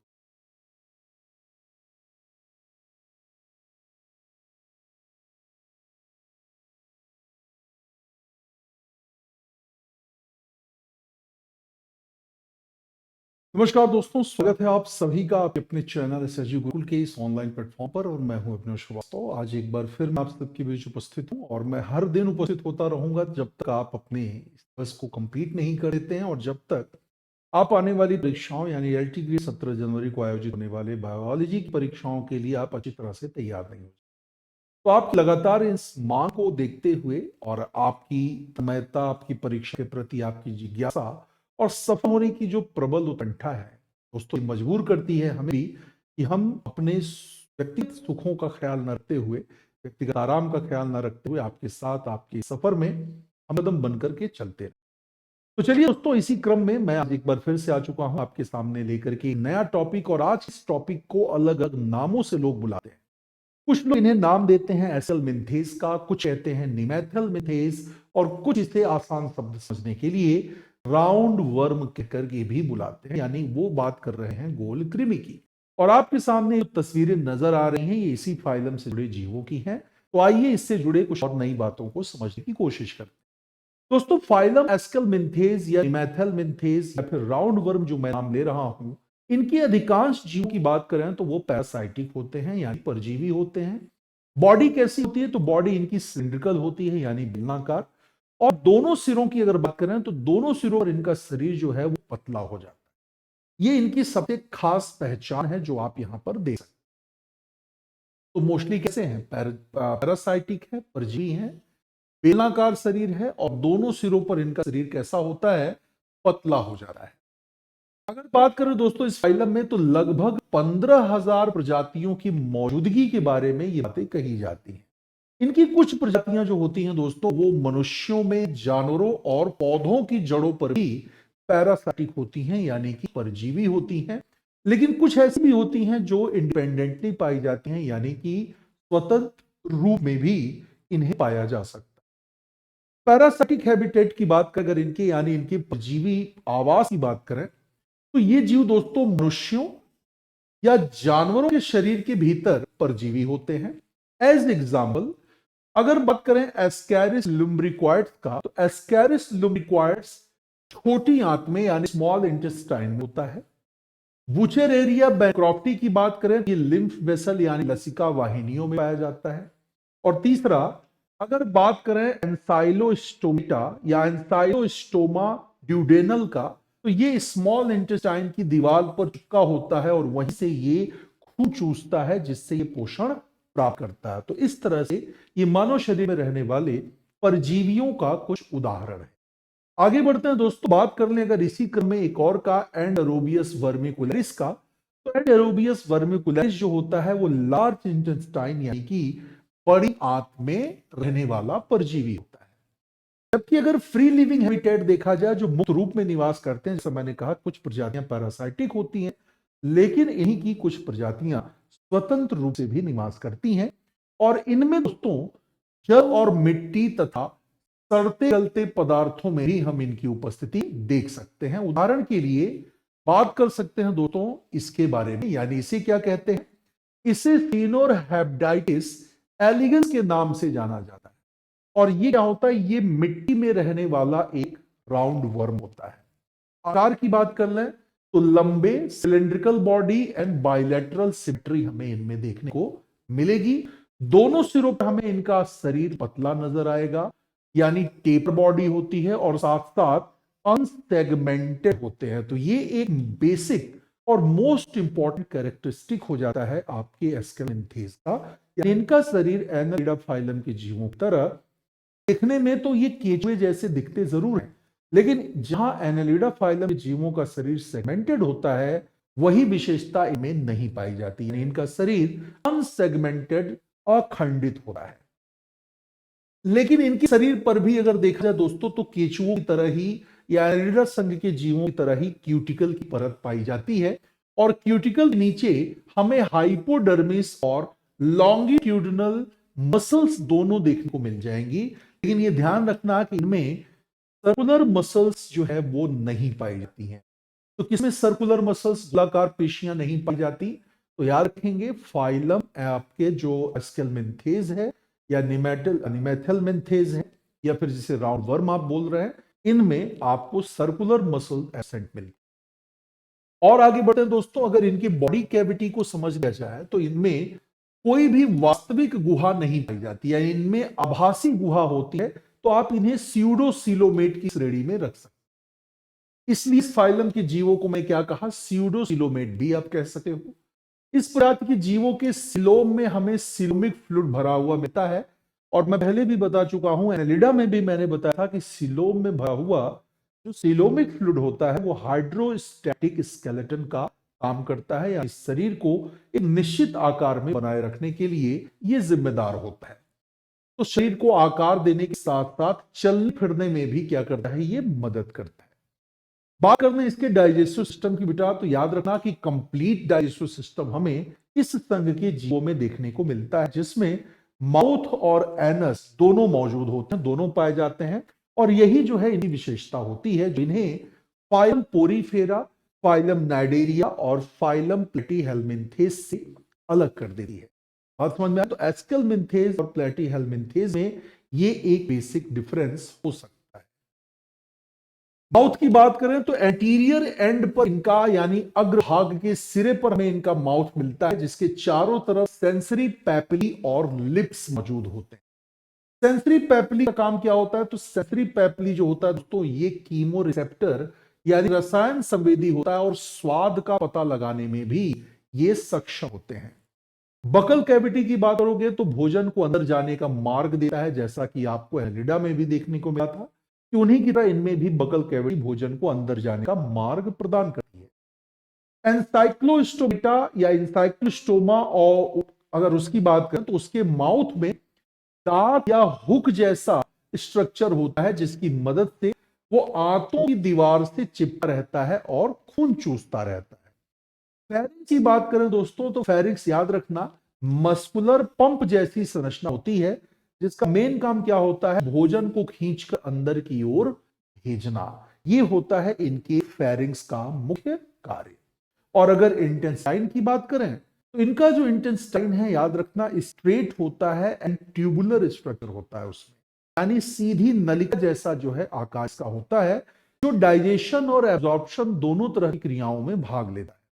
हालांकि इनमें कोई भी स्पेसिफिक डाइजेस्टिव ग्लैंड नहीं पाया जाता, और यही कारण है कि इनमें एक्स्ट्रा सेल्यूलर डाइजेशन हमें देखने को मिल जाता है। आगे बढ़ते हैं, बात करें अगर इनके सर्कुलेटरी सिस्टम की, तो दोस्तों इनका जो सर्कुलेटरी सिस्टम होता है, याद रखना, वो एब्सेंट होता है। यानी इनमें हृदय रक्तवाहिकाएं यानी ब्लड वेसल्स और अदर जो वेसल्स होती हैं वो नहीं पाई जाती हैं। डाइजेस्टिव फूड जो होता है वो सीधे जाकर के स्यूडोसिलोमिक फ्लूइड में घुल जाता है, उसके माध्यम से ये पूरे शरीर में वितरित हो जाता है। दूसरी चीज अगर बात करें इनके रेस्पिरेटरी सिस्टम की, तो दोस्तों याद रखना, इन्हें कोई विशेष रेस्पिरेटरी ऑर्गन ही नहीं पाया जाता है, बल्कि ये स्यूडोसिलोमिक फ्लूइड ही होता है जो डिफ्यूजन के माध्यम से श्वसन प्रक्रिया को कंप्लीट करने का काम करता है। उसके अलावा अगर एक्सक्रीटरी सिस्टम देखा जाए तो इनमें उत्सर्जन के लिए भी कोई विशेष ग्रंथि नहीं पाई जाती, बल्कि इनका जो अपशिष्ट है वो भी उनके स्यूडोसिलोमिक फ्लूइड में ही घुला रहता है।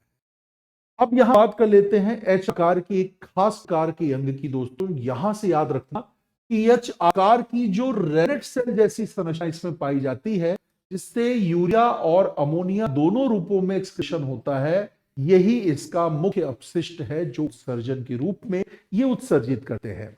नर्वस सिस्टम देख सकते हैं दोस्तों, नर्वस सिस्टम आपके सामने है। तंत्रिका तंत्र बहुत ही सिंपल लेकिन वेल रीअरेंज्ड होता है, और इसमें सर्कमफेरेंजियल नर्व रिंग जो है वो हमें देखने को मिलती है, जो मुख्य समन्वयक केंद्र माना जाता है इनके शरीर। और इसी नर्व रिंग से आगे और पीछे की ओर नर्व कॉर्ड भी हमें जुड़े हुए मिल जाते हैं। यहां पर मैंने जो आकार बनाया है वो ध्यान रखिएगा, दो अलग अलग आकार आपको दिख रहे हैं। अब ये नर्व कॉर्ड्स कैसे होते हैं? तो डॉर्सल भी होते हैं और वेंट्रल। तो डॉर्सल मतलब पीठ की तरफ और वेंट्रल मतलब पेट की तरफ, दोनों तरफ आपको ये नर्व कॉर्ड मिल जाएंगे। जैसा मैंने बताया कि ये नर्व कॉर्ड इनके नर्व रिंग से ही आगे और पीछे की ओर निकले होते हैं। अब यहां पर सेंस ऑर्गन की बात करें दोस्तों, तो पहला सेंस ऑर्गन पैपिली है जो स्पर्श केंद्र संवेदक होता है। फिर उसके अलावा एम्फिड्स है जो कीमोसेप्टर की तरह काम करता है, और तीसरा फास्मिड्स है। तो फास्मिड जो है वो एनल एरिया में उपस्थित सेंसरी फंक्शंस को कंट्रोल करने का काम करता है। रिप्रोडक्टिव सिस्टम समझना जरूरी है। तो इसका जो रिप्रोडक्टिव सिस्टम है, याद रखना है, ये प्राय डायोसियस होते हैं, यानी इनमें नर और मादा दोनों अलग अलग होते हैं।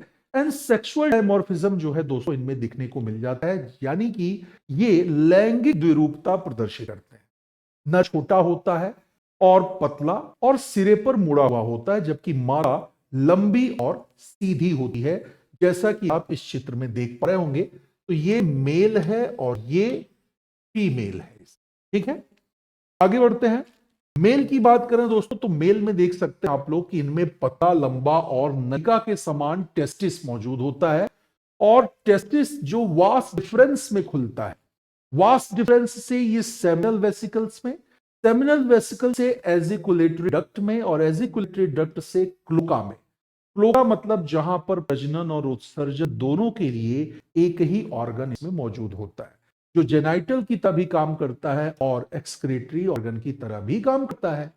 ये सहवास में सहायक होता है दोस्तों, याद रखना क्लोका, जो एनस से जुड़ा होता है और एनस इसका कैपुलेटरी स्पिक्यूल्स होता है और यही कैपुलेटरी स्पिक्यूल्स सहवास में सहायता करते हैं। फीमेल की बात कर लें तो दोस्तों फीमेल में प्रायः द्विशाखी होती हैं, यानी 2 ओवरीज और 2 ओविडक्ट और 2 यूट्रस इनमें मिल जाता है, यानी ये सब चीजें डबल होती हैं इनमें। फर्टिलाइजेशन की बात करें तो फर्टिलाइजेशन इंटरनल होता है। क्यों? क्योंकि दोस्तों मेल का स्पर्म सीधे ही मादा के रिप्रोडक्टिव ट्रैक्ट में पहुंचता है। दूसरी चीज, फीमेल में ओवरीज है, ओविडक्ट है और यूट्रस है। जैसा मैंने कहा सब 2-2 की संख्या में होता है।